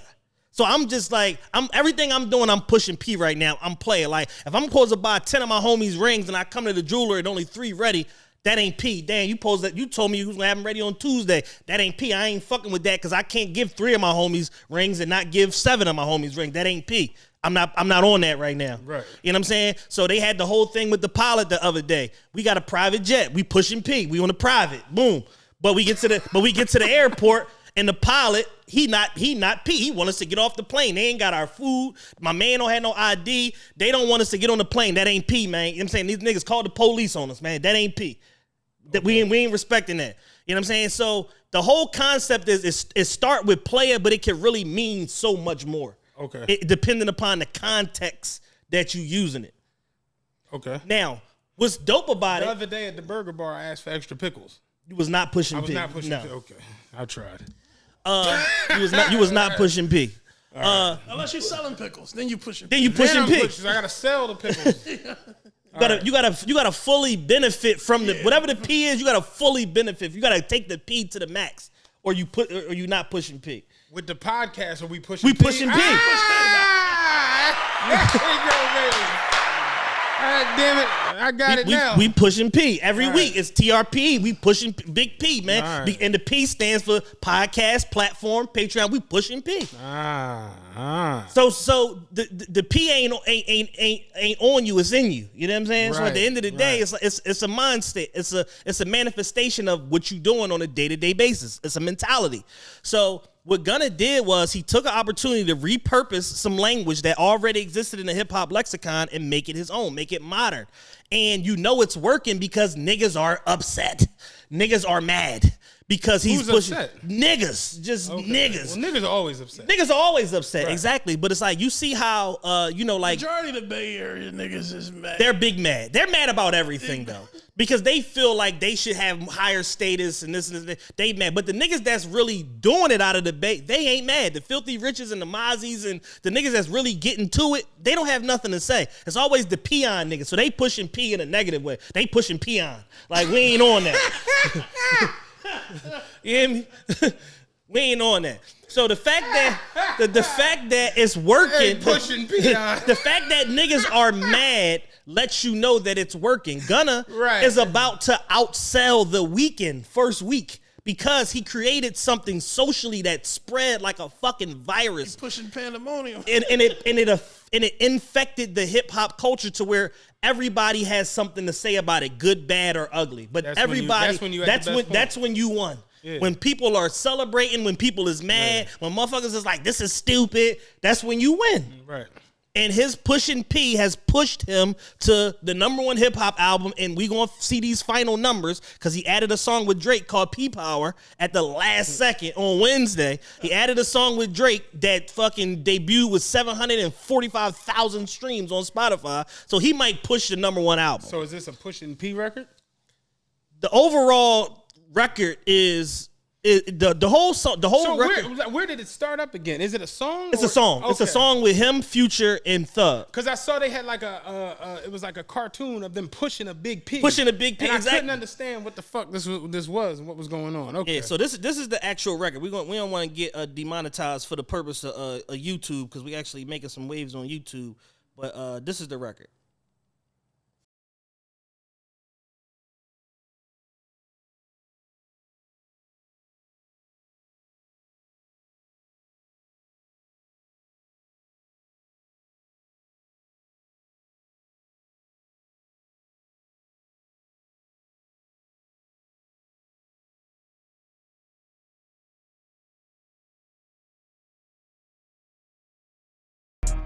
So we can't get into too much of the record. We're gonna get demonetized. But it's like, it's just some rap shit. Okay. It's some rap shit. And because niggas are upset, that's how you know it's working. Speaking of some rap shit, you know what song has become my favorite new record? It might not be new, but it's Jim Jones and the Migos. That's new. Okay. Fire. Fire. Take off, smoke that shit. No, he smokes everything. He's one of the best rappers. I had to tell BF the other day, I'm like, yo, Jim Takeoff's got really a couple good rapper. hits on there. He got a couple bangers on there. It's called We Create the Waves or the We Set the Trends. We Set the Trends. There you go. Yeah, that's a good record.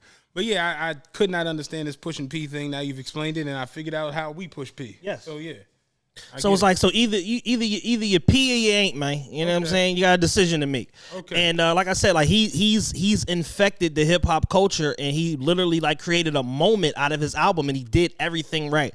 And I'm really proud of fucking Warner Music for how they executed this album, because his album came out essentially at a dead period. This is the reason why The Weeknd was putting his album out, because it's like, all right, ain't nobody putting no album out the first week of January. I drop a motherfucking album, come through, clean up real quick, sell 500K, and it's like it didn't turn into that. It turned into a real battle, because it turned into who album better, Gunna or The Weeknd.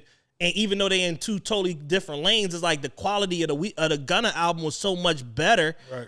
It ended up washing out, you know what I'm saying, with The Weeknd, to where it's like longevity wise, Gunna's gonna sell, probably push platinum for the first time. So again, pushing P again. So it's just one of them things where like he created a moment in hip hop, and it just created like a tidal wave of effect. Gunna gave a good album. Gunna usually don't give out good albums. Yeah, he'd be okay. It'd be okay. Because every time like we anticipate a Gunna out, and I'm a Gunna fan, but every time we anticipate an album, it let us down. And this is the one time he like delivered because he had all the right records, all the right features. The production is stupid. Like he got a record on there. Spacing was perfect. He got a record on there of 21 Savage. 21 Savage is the best feature artist in hip hop too. 21 Savage. I go that far. It's egregious at this point. How he just come through and just punch niggas in the face with these features, but like, man. Even this past year, we gave him feature of the year, verse of the year with his joint with Knife Project Talk. Pat on Knife Talk, and he had that line. This ain't no regular F-150. This a fucking Raptor. And it's funny when I looked at it last year for best feature, we almost gave it to him because he was nominated with Post Malone. Yeah, They say, Savage, why you got a 12 car garage and you only got 6 cars? He just always is in the right spot when it comes to a feature. Yeah, 21 is crazy. 21 is crazy, and then he put out a double record video, whatever.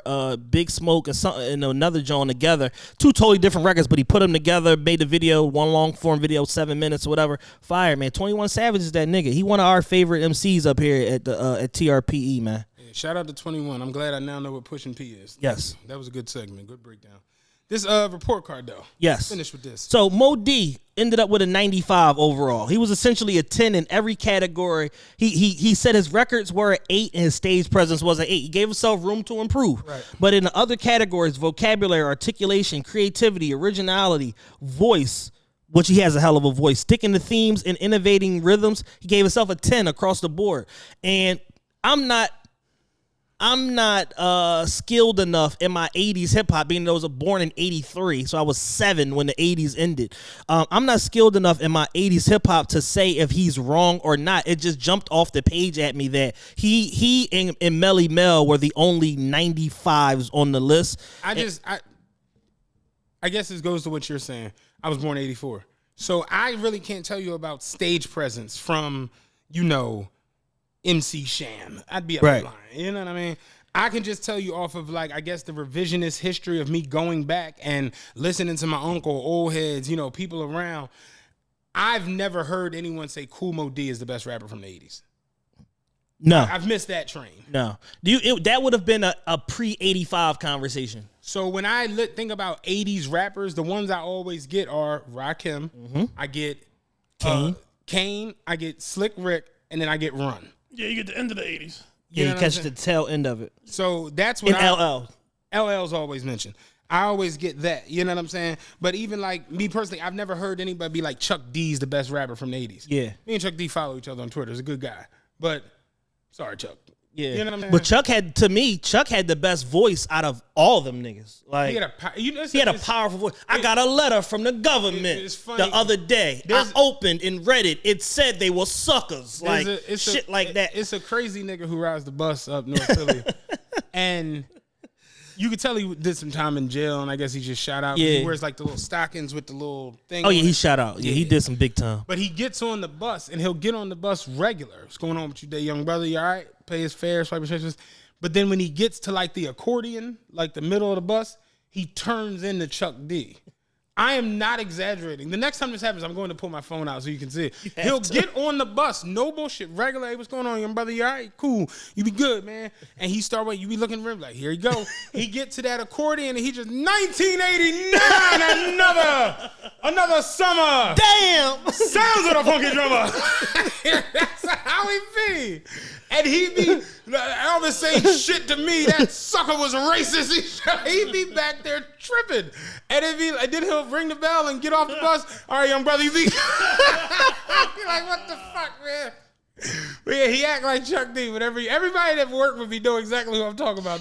Public. Like all right, so let's start looking at some of the egregious on here. So to rank LL Rakim ain't a 7 in nothing. And nothing. So there's that. And then to rank Rakim, LL, and KRS to rank the R and KRS-One the same, I agree with that. But LL ain't the same caliber MC as them either. So it's like, so how are the three of them so grouped together, numbers wise? LL, Rakim, and KRS-One, and then Tila Rock. Tila Rock, I don't even know if he put an album out. Like, who is Tila Rock? Tila Rock is one of them New York guys. Like, I know Scott LaRock. No, Tito Rock from like he early 80s. You know what I mean? But he was like the first of the rappers rapper. Like, you know, it went from Sugar Hill, hip hop, then like Melly Mel getting serious. So this is like what, like you doing the list and you put your man on there with Literally. Like Tito Rock was like the first one to like really rap, to like put the metaphors together and like like he was the start of like the Rockims and all. Yeah, that. and then I see like like UTFO, which was which was Daddy O's group. UTFO got an 89, but then like Ultramagnetic with Kool Keith and all them got an 80, and it's just like. No, UTFO they made better records, but they weren't better MCs than Ultramagnetic. Moe Dee was not feeling the Beastie Boys. I'll tell you that much. No, see, a lot of these joints, Moe Dee, because Moe Dee was going at Ultramag and Kool Moe Dee was going at it. Right.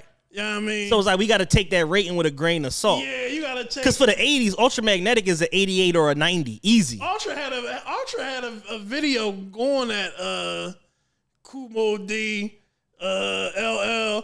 He like Kool Moe Whack, LL Cool Whack. That was Ultramag. That was Ultramag video. You know, all these impersonators. Yeah. So you like the Ultramag, John. You gotta like kind of take with a grain. I think Jazzy Jeff and Fresh Prince is pretty. I think it was fair. Yeah, that's fair. 10 for creativity and originality because they did the whole, parents just don't understand. They had the whole, DJ rapper thing. Yeah. It's pretty original what they did. Beastie Boys should definitely be way higher. Yeah, Beastie Boys is a 70. Like they at least like a 75 or an 80. Yeah, 70 is just passing. Yeah, like all right, see you next semester. Yeah. Like, it's like one of them Jones. Run DMC is at 82. I don't agree with that. I don't agree with that either. Yeah, no. Because Run DMC and the Fat Boys is two different levels. You think Stage Presence was a 10? All right. Stage Presence was a 10. Records was a 10. But they got But their creativity should be a 10. Right. They blended hip hop and rock and roll. Right. You know what I'm saying? So it's like that's innovate. Like so, same thing with innovating rhythms. Like that should have been like like an 8. Yeah, they should be higher. And versatility should be higher than a 7. We keeping it above. Yeah. So it's like some of these scores are all and them and the Fat Boys ain't in the same realm of rappers. No. Curtis Blow got a fucking 81. I could get it. But Bismarck got an 83. He ain't a better rapper than Curtis Blow. So He'd be a better entertainer. he's definitely a better So entertainer. you like kind of like you kind of like. And then you can't look at the score. You can't look at. You gotta the look at the overall score. categories. You gotta look at the categories. I remember on A Living Color when the Farrakhan, Damon Wayans was Farrakhan, and he came on the Star Trek ship. and Jim Carrey was what was William Shatner's character? I can't even think about it. Captain Kirk. He was like, we can do whatever we want. And he was like, no, you can't, my brother. It's that same mentality that's got the white boys rapping and the fat boys acting. He's like, no, you can't. No, you can't, my brother. Dog. And Living Color was fucking great. That was a good time, man. Yeah, so I would think that, if anybody's getting a 95, it should be Chris, KRS-One. It should be Rakim. Melly Mel, absolutely. I never looked at Melly Mel as like some phenomenal MC. Am I wrong for that? I'm gonna keep it above with you again. I feel like this list might be early 80s.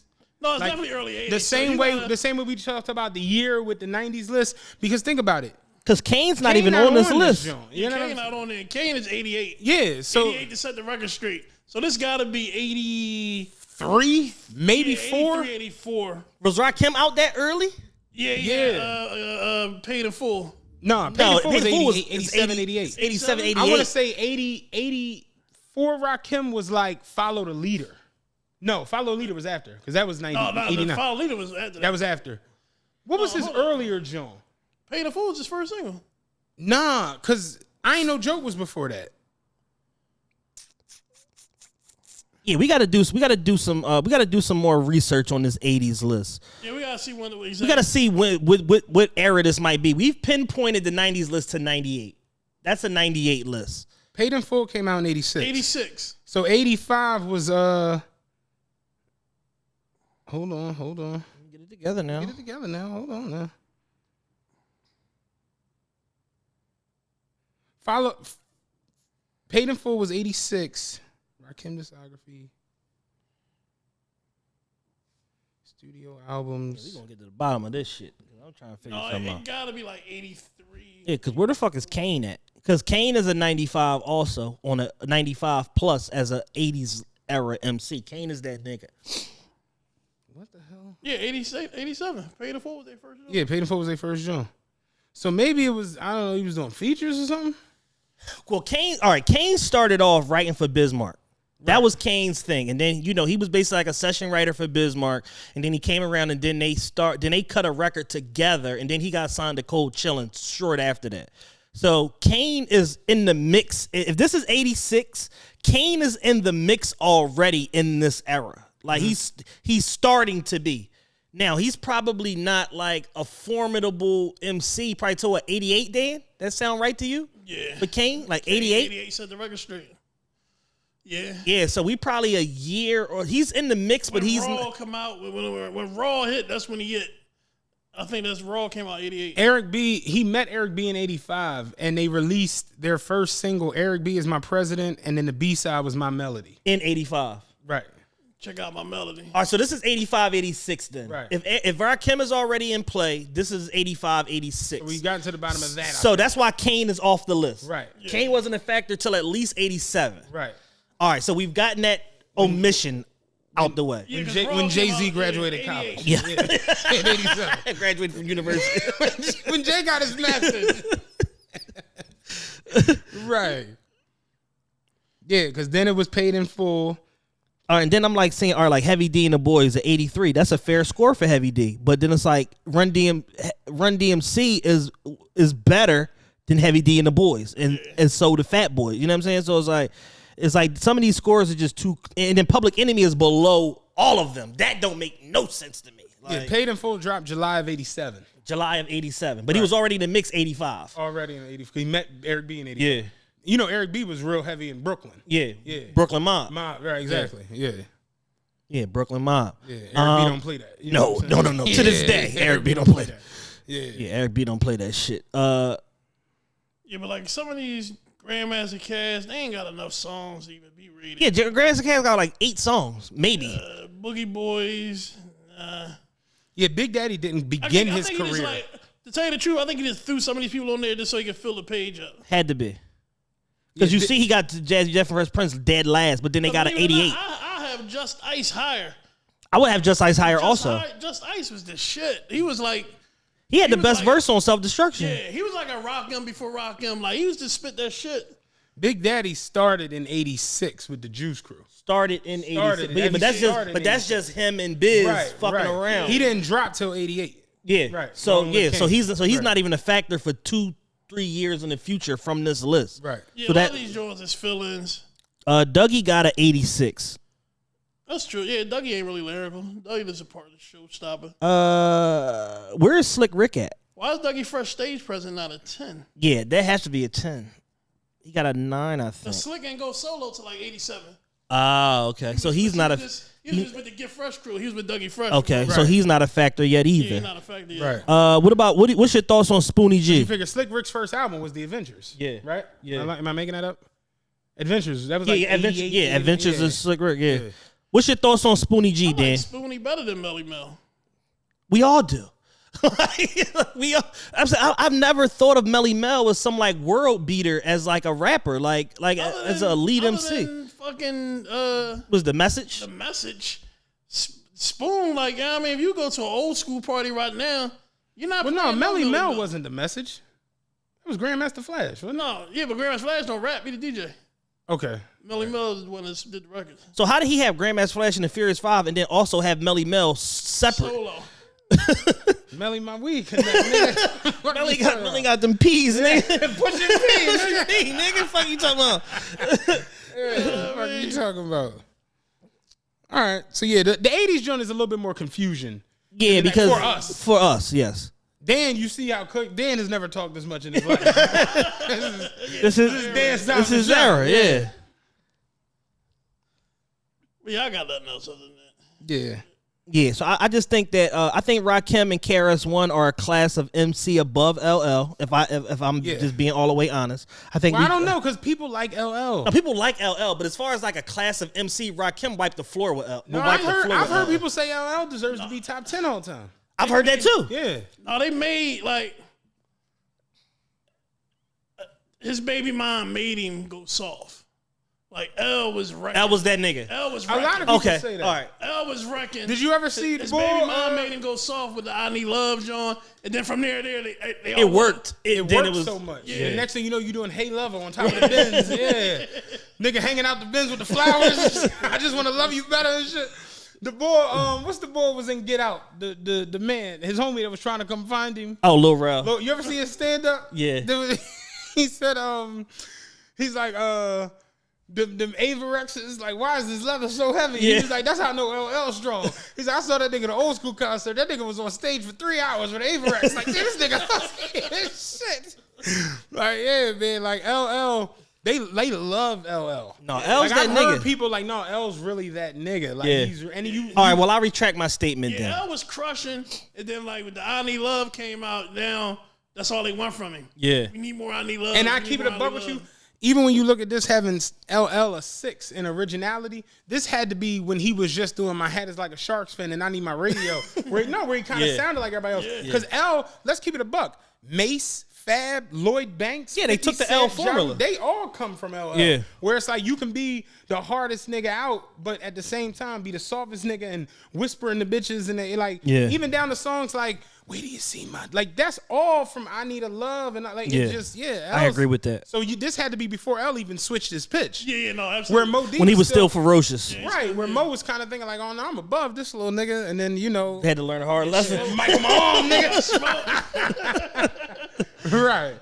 So I conquered the world. I crushed yeah, real shit. OD Hammer. Ice-T's curl. Yeah, that was a good music breakdown. But any the lists are out there. Y'all can just go on Twitter or Facebook. Yeah, I'll retweet them for y'all. Put them in the Patreon or something. Follow the Patreon. Yeah, I put them on the Patreon. These rap. Hey, listeners my age, let me hear what y'all got to say. Yeah, all our 40 and up. 40 pluses. Tell us what Yeah. you think about these report cards, because you know we lean to Dan as the expert on these. Right. For those ones, the 90s ones, we can speak more clearly to those. I want to talk about some confusion. Okay. Okay, I want to talk about. I got some y'all weirds going out. Okay. Philadelphia Eagles fans. All right. And Dallas Cowboys fans. Y'all are fucking nuts. Both of y'all. Yes. And I'm a Cowboys fan. They Siamese twins. Yes. I'm Equally the same. The yin and the yang. One cannot exist without the other. I am not this. I'm a Cowboys fan. Yes. And I said it yesterday. I was like, yo, the Cowboys this year had a very good season. They went 12-5. You know, it's 17 games now. Of course, AB forgot that. You know what I'm saying? It's 17 games now in the season. They went 12-5 this year, won the division, did not get the bye because the Packers were 13-4. You know what I'm saying?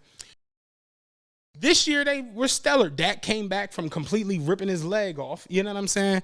They came back. Dak had a great year. This was the first time in Cowboys history where they had a quarterback who threw as many yards, a running back who scored as many touchdowns, a defensive back who had as many interceptions, a defensive lineman who had as many sacks. Like they were pretty well rounded. But at the end of the day, they got fucking King of the Hill, Mike McCarthy. You know what I'm saying? As the fucking coach who I hate. They have Jerry Jones, who has, for the sake of billions of dollars, I personally think Jerry Jones is in the Illuminati, and he's never winning a championship because That's over. Jerry Jones literally built that stadium with that big ass open roof. Do you know what his response was to why they had the roof? He said, "So God can watch the Cowboys play." White nigga, what? You're never winning a Super Bowl. No, it's over. Did you see yesterday they had a whole drop John because of the sun, the glare, because the roof was open? It's like, close the fucking roof. Close it, bitch. Close the fucking Call a roof. TV timeout and close the roof. Dog. But anyway, Cowboys went out there, and like always, some Cowboys. Did you watch the game? I watched part of it. It was the most egregious game I've ever watched in my life. The Cowboys yesterday broke their personal team record for most penalties in a playoff game. some cowboy shit. They had 15. They had penalties. Pre-penalties. They had a bunch of pre-penalties. They had penalties that didn't even make fucking sense. Like, let's say Dan is the defensive lineman, right? And I'm the offensive lineman and you're the running back, right? if me and Dan are going towards each other and you're following me and Dan has a step on me and I hold on to his jerseys, right?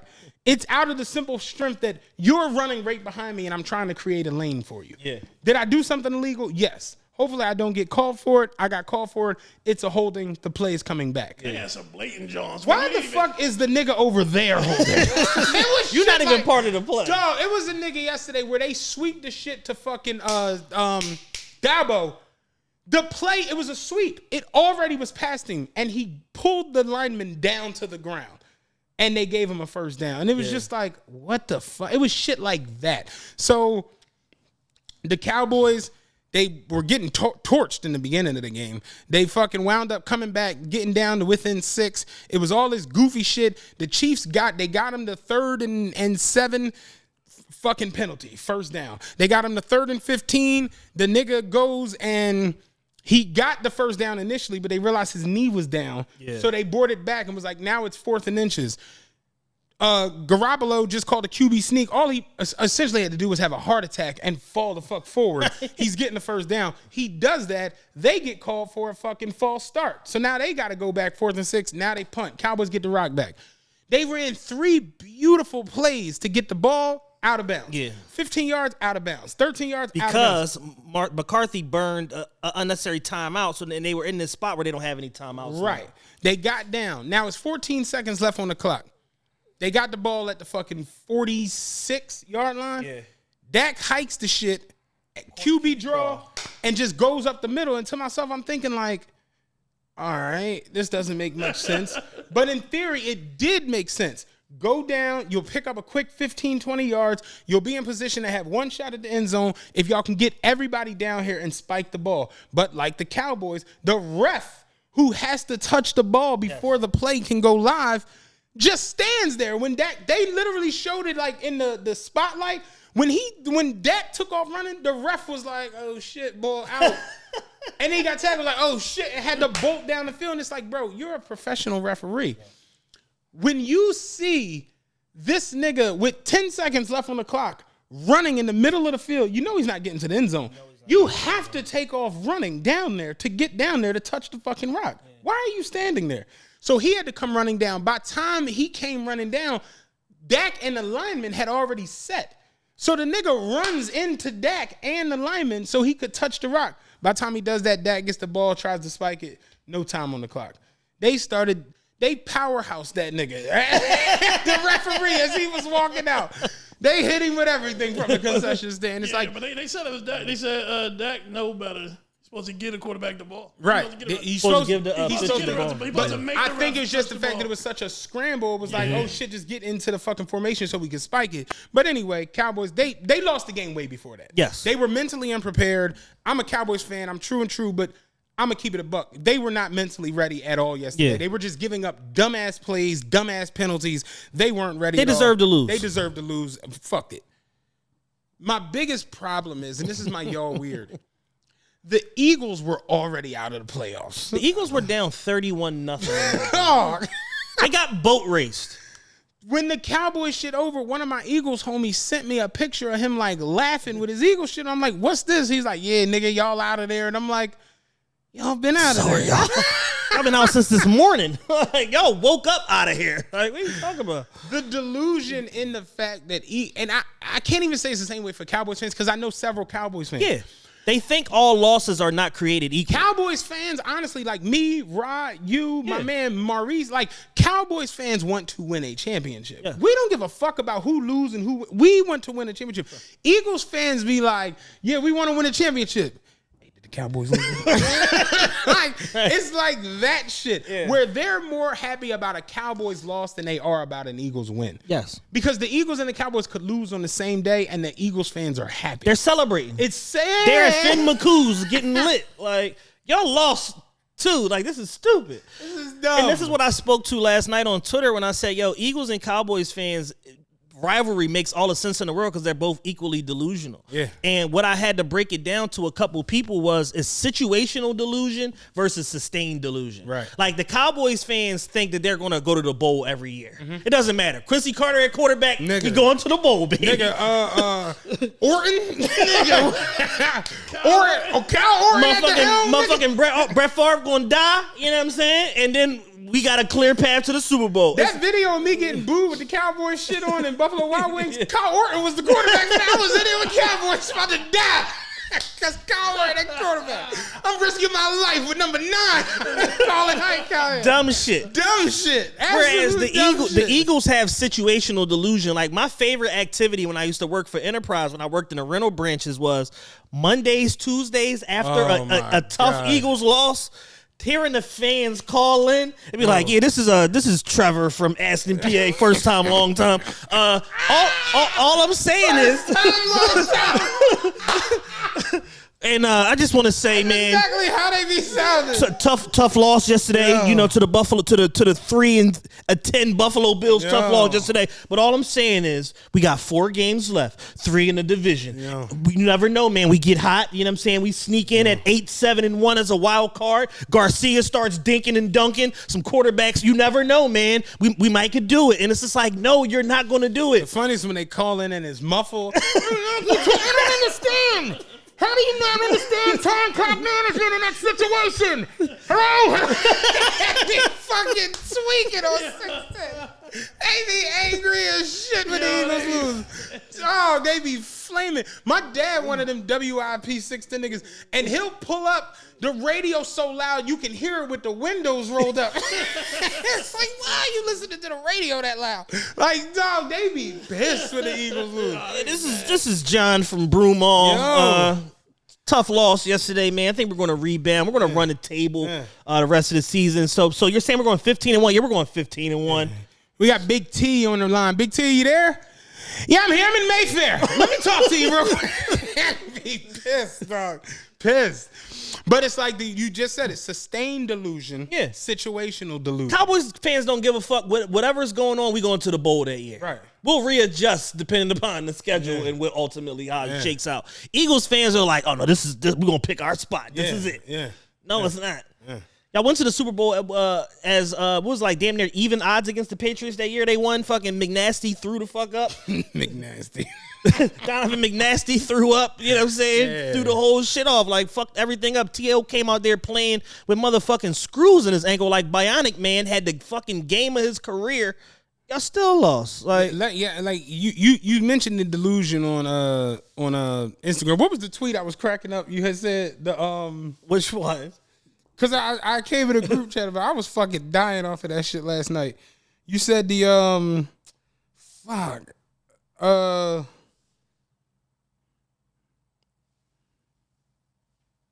Super Bowl or bust. Super Bowl or bust. Tampa or bust. Like, listen. When the Eagles used to practice at Lehigh, and the fans was allowed to come to practice, bro, they had training camp and shit like that up Lehigh, man. Them motherfuckers be like, yes, Tampa or bust, baby. Going all the way. Like, nigga, fucking Doug McDermott is your quarterback. Like, Doug Peterson is literally your quarterback. You're not going, you're not even going to the playoffs. Jeff Garcia, Ty Detmer, Coy Detmer. Beans was in the whole video with a Hoing jersey. With a Hoing jersey on Bobby with Hoing. Bobby Hoing got paid by the Raiders because of his fucking his averageness with the Eagles. Yeah. Remember Mike Mamula? We could coach him up. Mike Mamula destroyed the combine. Insanely destroyed the combine. The worst football player of all time. They gave that nigga a Boston playbook. College. He was like, what's this? I just go fast. That nigga was like go fast. That nigga was the Ricky Bobby of the NFL. Real shit. But it's just like, Eagles fans, it was funny. He was like, yeah, man, if we could just get in, through the wild card, maybe win the division, who knows, man? We show up in the conference finals, it's anybody's game. And it's like, I had to explain this to my homie the other day. I'm like, the Eagles fans being happier that the Cowboys lost than the Eagles won at times. It's nuts. It's sad, because it's like, literally, I had an Eagles fan tell me, it's like having 2 opportunities at a championship. I'm like, nigga, what? That's what he told me. That's not how that works. He was like, because if we win the championship, it's great. We win the championship. But if y'all lose the championship, That is our championship. That is a championship. So technically, we have 27 championships. If you like, no, it's not. It's worse. My y'all weird for this week is Eagles fans, y'all. Y'all are nuts, insane, yo. Psychopaths. You literally have there's something has to be wrong with you. My man I work with dead ass made a whole meme of himself about the Cowboys losing with Eagle shit on 2 hours after the Eagles got put out of the boat race by Tom Brady. Boat race got annihilated. Like y'all are delusional, yo. Absolute delusion. Like they never stood a chance. They were down 31-0. Mm-hmm. Tampa pulled their starters. It was funny. We were walking out of Wegmans. We went to Wegmans up there at where the movie tavern is. Yeah. We were walking out. White guy was in front of me, and he walked past one of the cart boys, like the people that be getting the carts and shit. And he was like, "What's the score? What had the Eagles turned it around?" He was like, "Nah, it's 31. They were up 31-0. It's 31-15 now." He was like, "Okay, got some fight in them. How much time left?" Like 17 seconds. He was like, "All right, well, but next year, man." I was cracking the fuck up. I'm like, yo, they really never let it go. No. He said, "Okay, say show them some fight. How much time left?" He's like, "It's the end of the fourth. It's like 17 seconds." He's like, "Well, that's a good sign. They didn't quit. So next year, keep that momentum rolling." I'm just like, what, man? Like, dog. Jules yesterday during the game. I'm sorry, last week. Yeah, man, the way the Eagles finished this end of the season out, man. Yeah, like fighting, man. That's just hard. Shit, yesterday happened. Him and Kim in the group chat. He like, they need to get rid of QB. They need new linebackers. We ain't gonna hold you. We gonna need some D-backs. I'm like, y'all ridiculous, yo. Eagles fans are absolutely nuts. They got crushed. They got absolutely crushed. And then turned around and were excited about the day because the Cowboys fucking lost. And I'm a Cowboys fan out there. They were abysmal. They were just mentally just It was hard watching that shit yesterday. Man. But yeah, that's my yard weird for this week. It's definitely Eagles fans and somewhat Cowboys fans too. Because at some point we just gonna have to face facts. I was sitting there yesterday and it was just like, not gonna lie, I like the Bucks colors. I'm about to just be a Bucks fan. Like I'm giving up at this point. Well, Max Kellerman says if your team doesn't produce a championship for 10 years, you're allowed to change teams with no judgment at no fault. So, Cowboys fans, if you're listening out there in Texas and around the world, because Cowboys Nation, feel free to just change teams. It's okay. There's no judgment. Tell you, you know what? I'm going to be fair. My y'all weird for this week is Eagles fans and Cowboys fans too. Yes. Because as much as I hate Eagles fans for their obnoxiousness with the Cowboys lose, Cowboys fans as people, like as humans, are the most obnoxious people. They're incorrigible. Because Cowboys fans can somehow find Cowboys memorabilia and apparel that no other team produces. Oh, yeah. Did you see the chick with the Cowboys fedora? Yo, you said the Cowboys fedora is nuts. It's nuts. Big ass star on the side of the fucking fedora with the feather in it. Like, what is this? Like, where did you get this from? The fucking Fred Durst house. Old head that used to live on my block, he was a vicious Cowboys fan. He had Cowboys like everything. When I tell you that nigga had a Cowboys gear shift in his car. Like the handle was a star. This is unnecessary. We went in his crib and we was lifting weights. He used to have us lifting weights on the block and shit. So it was cold, so we started lifting weights in the basement. Though we came in his basement, that nigga had a Cowboys water heater. And I was like, where the fuck did you even get that? Like, what? Who produced that? A Cowboys water heater? He heater? had a Cowboys water heater in his basement. And it's just like, why, yo? Insanity. Shit no one's ever supposed to see. You know what I'm saying? Yeah, that's nuts. Straight ridiculous. So yeah, Cowboys fans and Eagles fans together are my y'all weird Shit got spooky this weekend. Of this week. It's another playoff game tonight. The Rams are playing. The Rams are playing the Packers. No, the what's the other team that got it? I can't think of it. You got me. Yeah, but it's a Monday night playoff game. This is the first time they did that, right? That's COVID. Cardinals. Couldn't think of the other team. It's gonna be a good game. So real quick before we get out of here, I want to introduce a new segment. It's called Down Bad with Chad, where every week we're gonna highlight the horrible film, a horrible film that I watched, and basically the general premise and where you can find it at. So this week's film of the week for Down Bad with Chad is called You Only Live Once, or YOLO for short. This one you can find on Prime, on Amazon. And this is a Philly-based film, Dissect production. Shout out Jimmy Dissect. Main character's name is Lance. Lance gets himself a job at a financial firm that turns out to be running a Ponzi scheme. And all the drug dealers and street niggas that Lance took straight cash from, no cashier's checks, no wire transfers, none of that. He took cash from, are now descending upon him to get their money back. But his bosses are both in cahoots and spent the fucking money. Okay. So now Lance goes on a journey over a 24-hour period of him running around the city on foot because one of the drug dealers took his car keys and he escaped on foot. Okay. And he just runs around various parts of the city, which turns to be around the Croc Center, Germantown and Erie. Where else did he go? Oh, this is in Philly. This is in Philly. Oh, my goodness. It's in Philly. He said the Croc Center. I'm like, what stadium is that? Dog, and at no point does it dawn on him to just go home. Like, this nigga's just running the streets. He run into a young boy, YOLO, the young kid rapper from fucking Wyoming. He running to him. The young boy like, yo, let me kick it with you.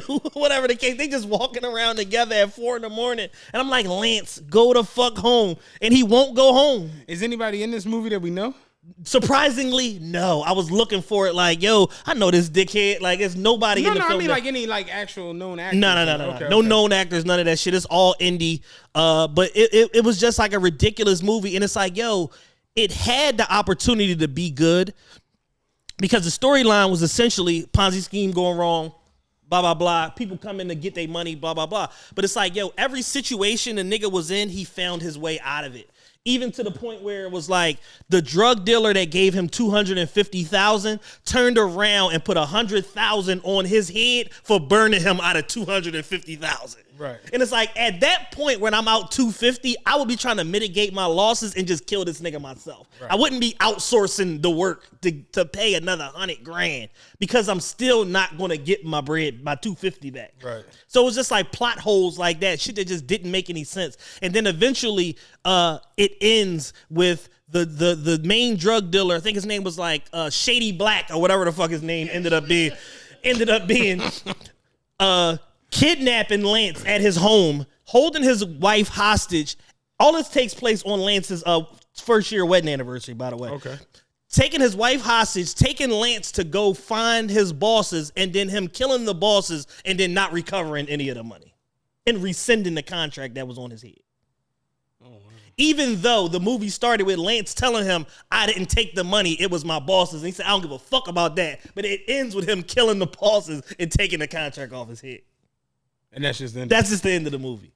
Lord Jesus. 100 minutes of nothing. And you be watching these movies? I be bored, dog. I've watched every fucking movie you can watch. You finished it. I finished the internet.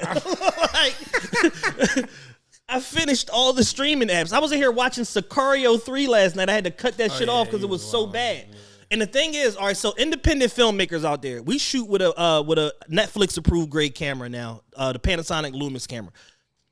What I've noticed is that, number one, y'all shots don't match up. Like, the way that y'all film versus the B-roll looks beautiful. The B-roll looks like you about to see the greatest movie of all time. Stock footage. They bought it. Oh, they bought this. Okay, so they bought the stock drone shot of Philly and the Ben Franklin Bridge and all that, and then they pieced that in, and then the regular video footage looks like a fucking reality TV show shot on an iPhone, and it just fucks up the whole viewing experience for the movie because it's like, why does it look like this? Like, why does this shit look like One More Chance at Love? Like, why does it look like that? Like, it's just a bad look. So get y'all shots together, y'all cameras together, learn how to use the right shutters and the lenses and all of that so that you can produce a decent product. Because if it looks good, I'm gonna watch it. If it's a dumbass movie, but it looks good, at least I'll watch it. And there's hundreds of thousands of people out there like me that'll give your bad movie a shot just because it looks good. Yeah, you crazy. I ain't got the time.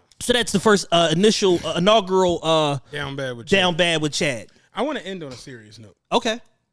Philadelphia right now. It's funny you just mentioned all this crime and nonsense in this movie. But yeah, Philadelphia right now is we're at an impasse. I think that might be the proper word. Where it's like, I think that's fair. You almost feel like it can't get any worse, but then somehow we find a way to make it worse. Yes. You know what I'm saying? Like every month we're just something new comes about.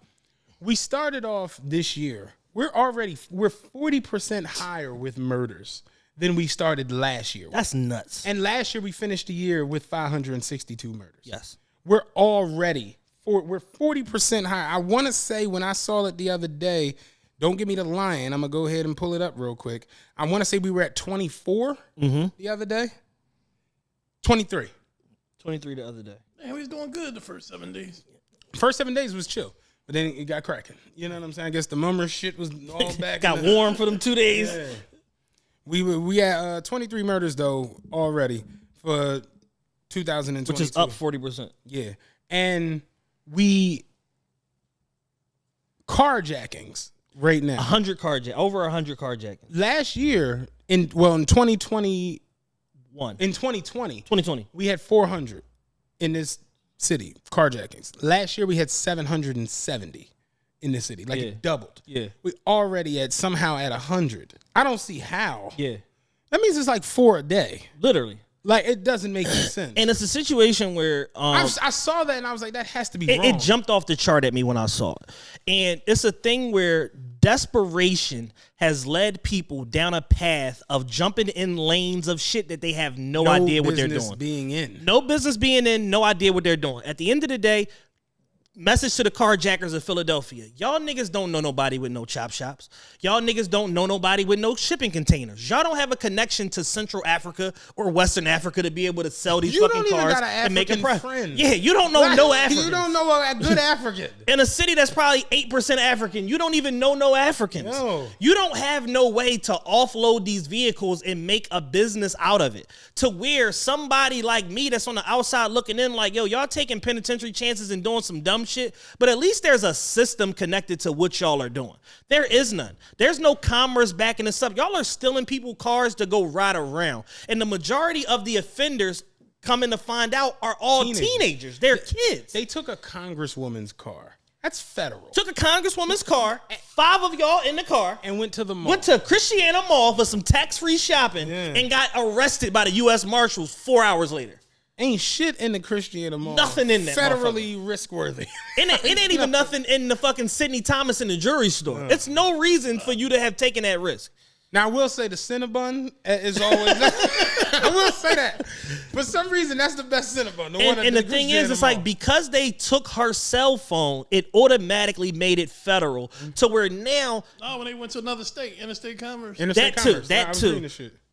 But had they not left the state, just even having a cell phone made it federal off rip because you took federal property. Yeah. Took federal property. So now y'all are taking something that warrants 3.5 to 7, and y'all turning it into 15 to 30. Yeah. Just by the nature of your crime and the shit that y'all doing, and y'all are signing yourselves up for shit that y'all not ready for. Because this is what I'm going to tell you: when you go into the federal penitentiary system, all of that rah-rah shit and all that don't fly. And Dan can speak directly to this. Dan did how many years in the feds?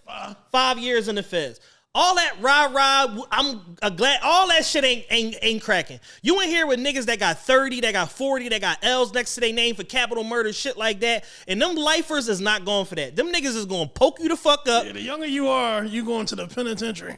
Yeah. Straight to the pen. You got to take your knife to the shower. You got to have somebody watch the shower for you while you shower. Like it. Yeah, so you come in there on some rah-rah shit, them old heads going to poke you the fuck up. They going to rape you. They going to throw you off the tier.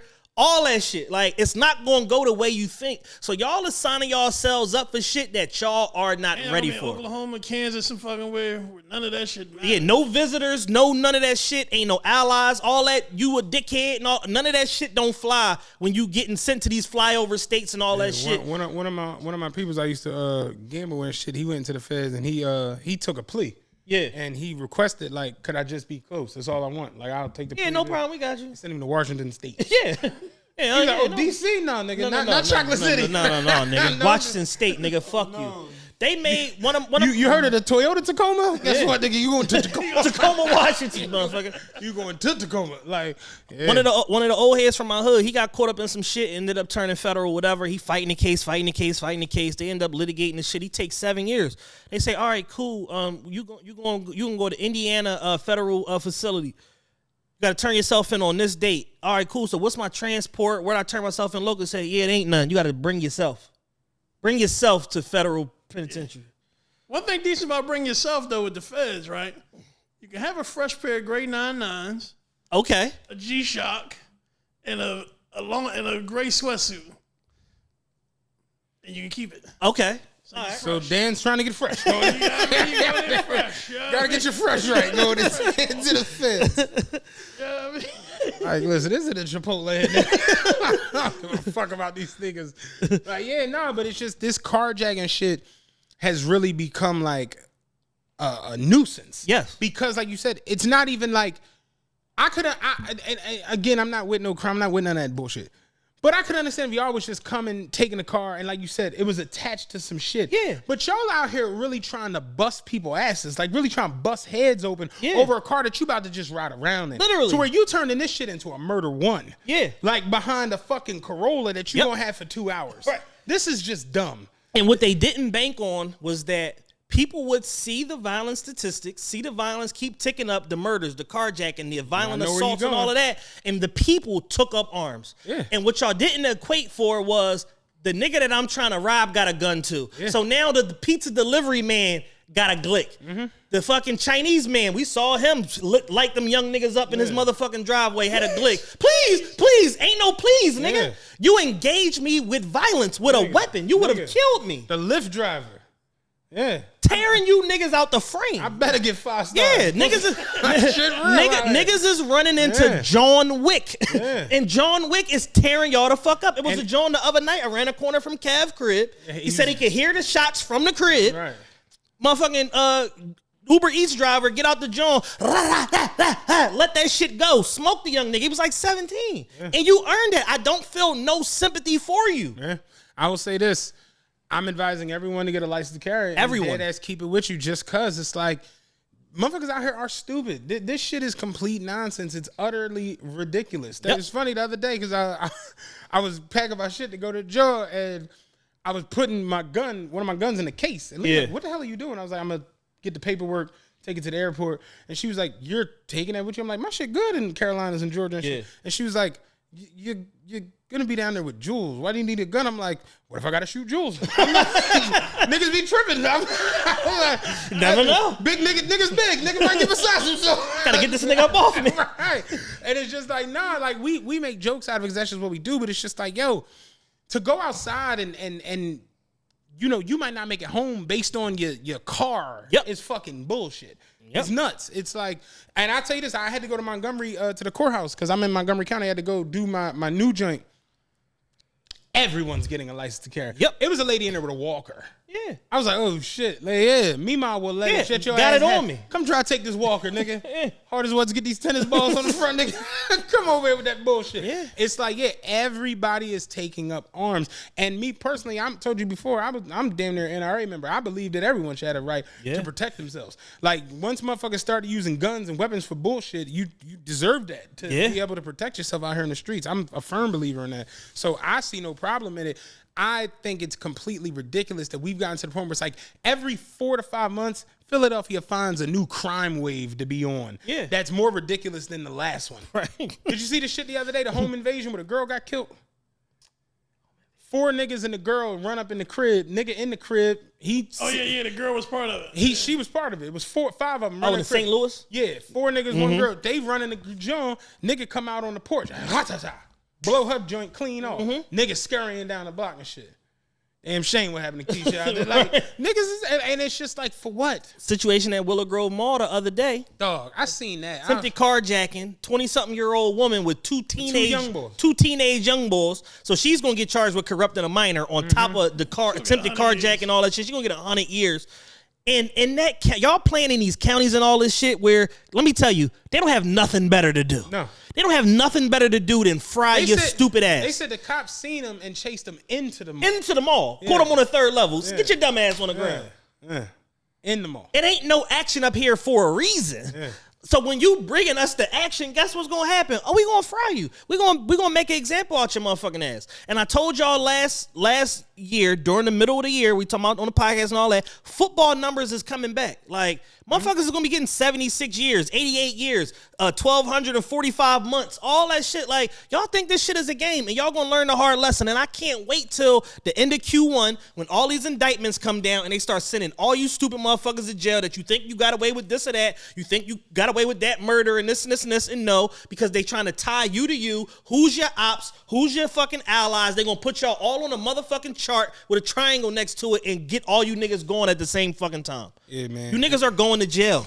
I just want everybody to be safe, and I want everybody to like. I hate to be that guy, but it's like try spreading some love. Man, I guess it's like, man. That's the one thing where like somebody hit me the other day, and it was an awkward conversation, but she hit me and was like, "Yo, like."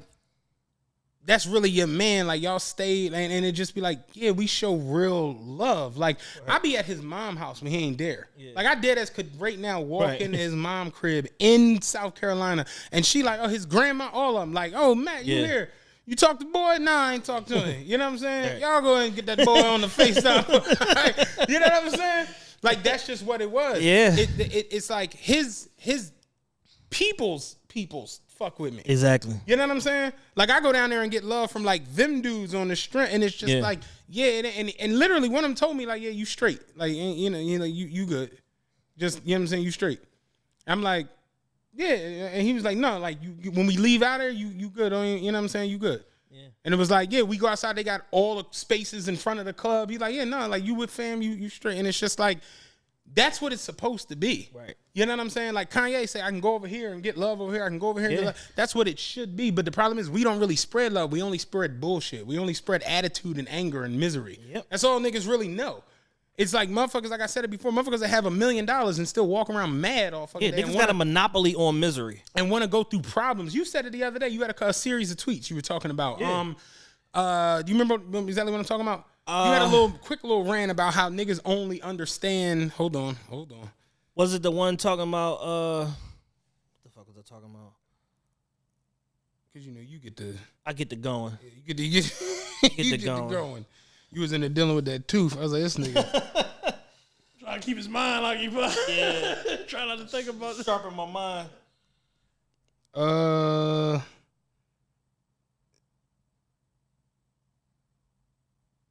Damn, because it was a real good little rant you was on.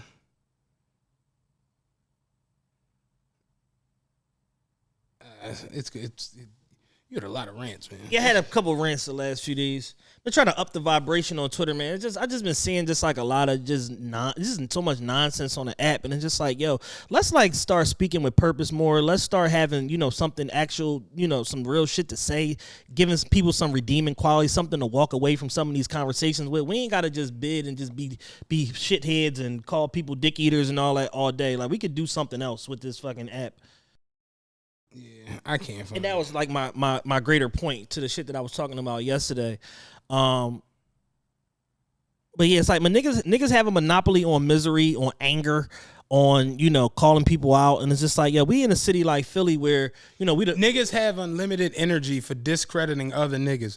Motherfuckers had a whole clubhouse room dedicated to exposing the Roddy Ricch shit. He's popping 4 years now. All of a sudden he fakey a bit, and it's just like that shit where it's like niggas can't wait. Instead of just getting, like Chris say, pushing the ball further up the hill, man. Fuck that ball. I remember when I kick your ball out the yard, nigga. And I said when Meek had to like accept the joint to the point where he says, yeah, I'm that same nigga with the nappy braids. Like he has to always hold on that because motherfuckers gonna be like, I remember when you was fucked up and ain't had no money and and it's like that shit. And it's just like, what if this ain't 9 years ago? Right. Now what? What if I'm on some different shit? What if I've evolved? What if I've evolved? What if I've refined myself? You sold out. You see what I'm saying? Yeah. Like what if I put the energy and the time and the effort into bettering myself? Yeah. And the thing about that Roddy situation, particularly, Roddy Ricch showed up on Clubhouse. The nigga that was talking shit about him assumed that Roddy Ricch was too big to respond to his peon ass. Mm-hmm. And then as soon as Roddy showed up, pushing peon, yeah. And Roddy showed the fuck up, and the whole vibration of the conversation went to another level to where the nigga was so mute it was embarrassing. Where Roddy was like, let me ask you something. You ever had $1 million before? He like, what do having $1 million before got to do? Nigga, have you ever had $1 million before? It's a simple yes or no question. You can choose to answer or you can decline.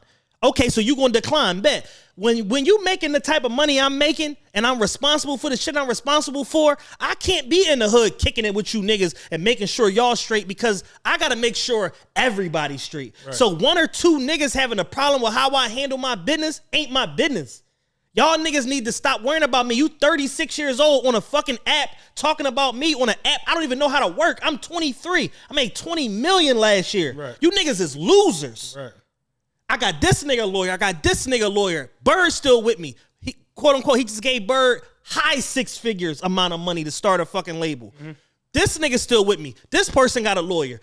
Like, what are you talking about? And then it all boiled down to, well, I ain't Bird. I ain't this. So it's all about what I could do for you, nigga. Right. So the setup is, oh, he fake and he ain't get put on the set and I don't respect that and da. But the heart of the issue is I ain't getting nothing.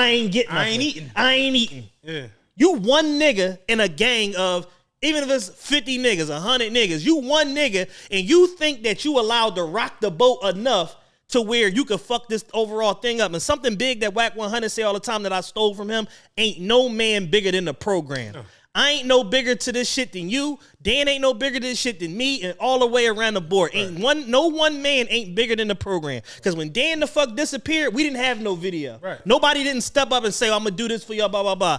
Fuck that. Like, not even, like yes, the three people in this room right now, but at the end of the day, people like Ra.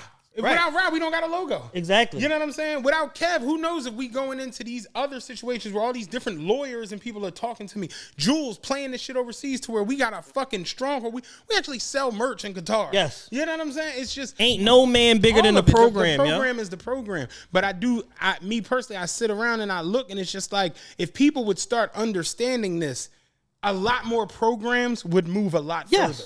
Yeah.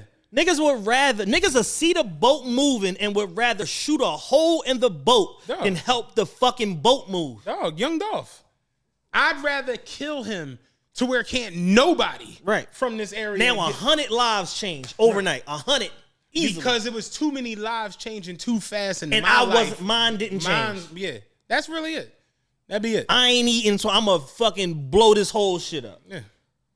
It's sad. And niggas have a monopoly on that type of negativity and misery, and it's fucking festering in every ghetto in fucking America, and it don't even be on no big shit. It go all the way down to the very, very bottom. Niggas see you doing, you be surprised some of the questions and shit I get now and some of the, like, it just be like, huh? Like, what? And it's just like, well, you gonna have a tough 22, boy. Yeah.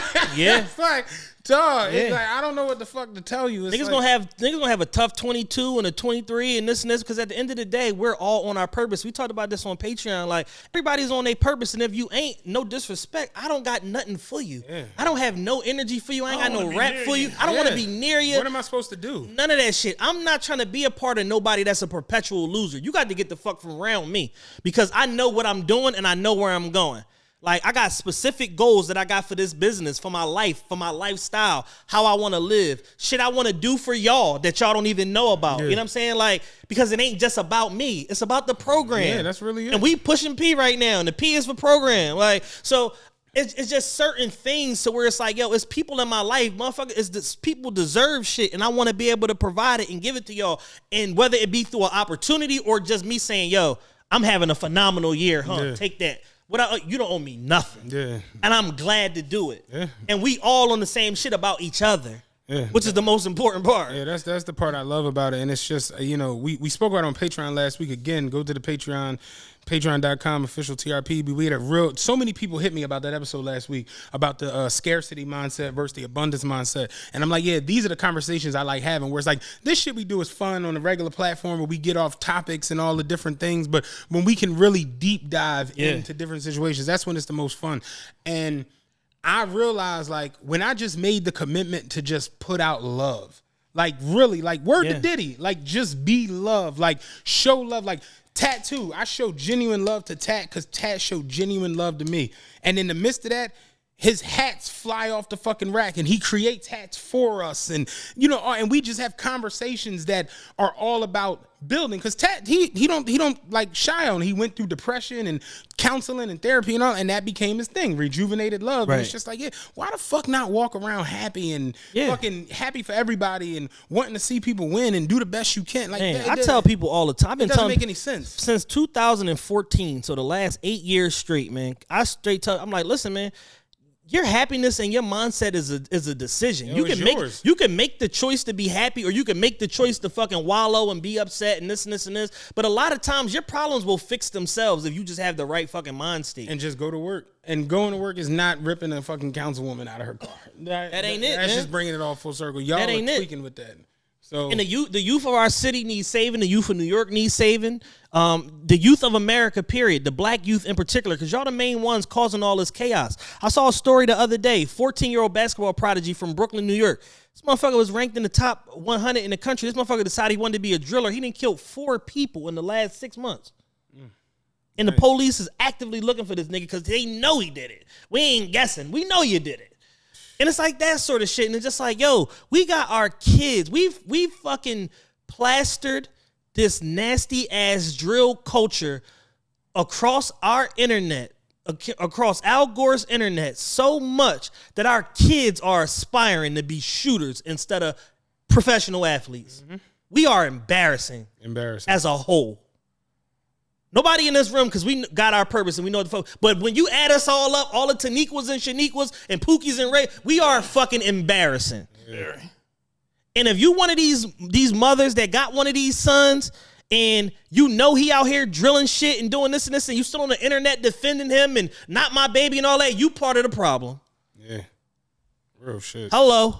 You part of the problem. Accountability is why I was having a conversation yesterday about accountability. No one likes it because it's tough. Because they say, simply stated, the truth hurts. Yeah, it's the truth. The truth, that shit like, ooh, Like accountability and the knowing to where it's just like, yeah, all of us could do a little bit more. Listen. Like everybody, we all could. Like, you know, like Mitch always says it. BF, I keep calling him Mitch. BF always says it. If you could just change one man on your block, like one boy who's transitioned into a man, like you don't got to be the man in the city. You don't got to be the man in this part down here. Just be the man on your block where you affect what goes on that street you live on, where you don't let the young boys do. My grandpa was like that. My grandpa was 96, 97. He'd walk right up to the young boys. They would put the weed out and all just out of respect. Like, he 97, he ain't tackling nobody or taking nobody to the ground, but just the respect of it. Like, yo, no, you're right, Mr. Wall. You know, and my one of the young boys, he used to always tell me like, yo, your grandpa, like he never he would come and talk with us.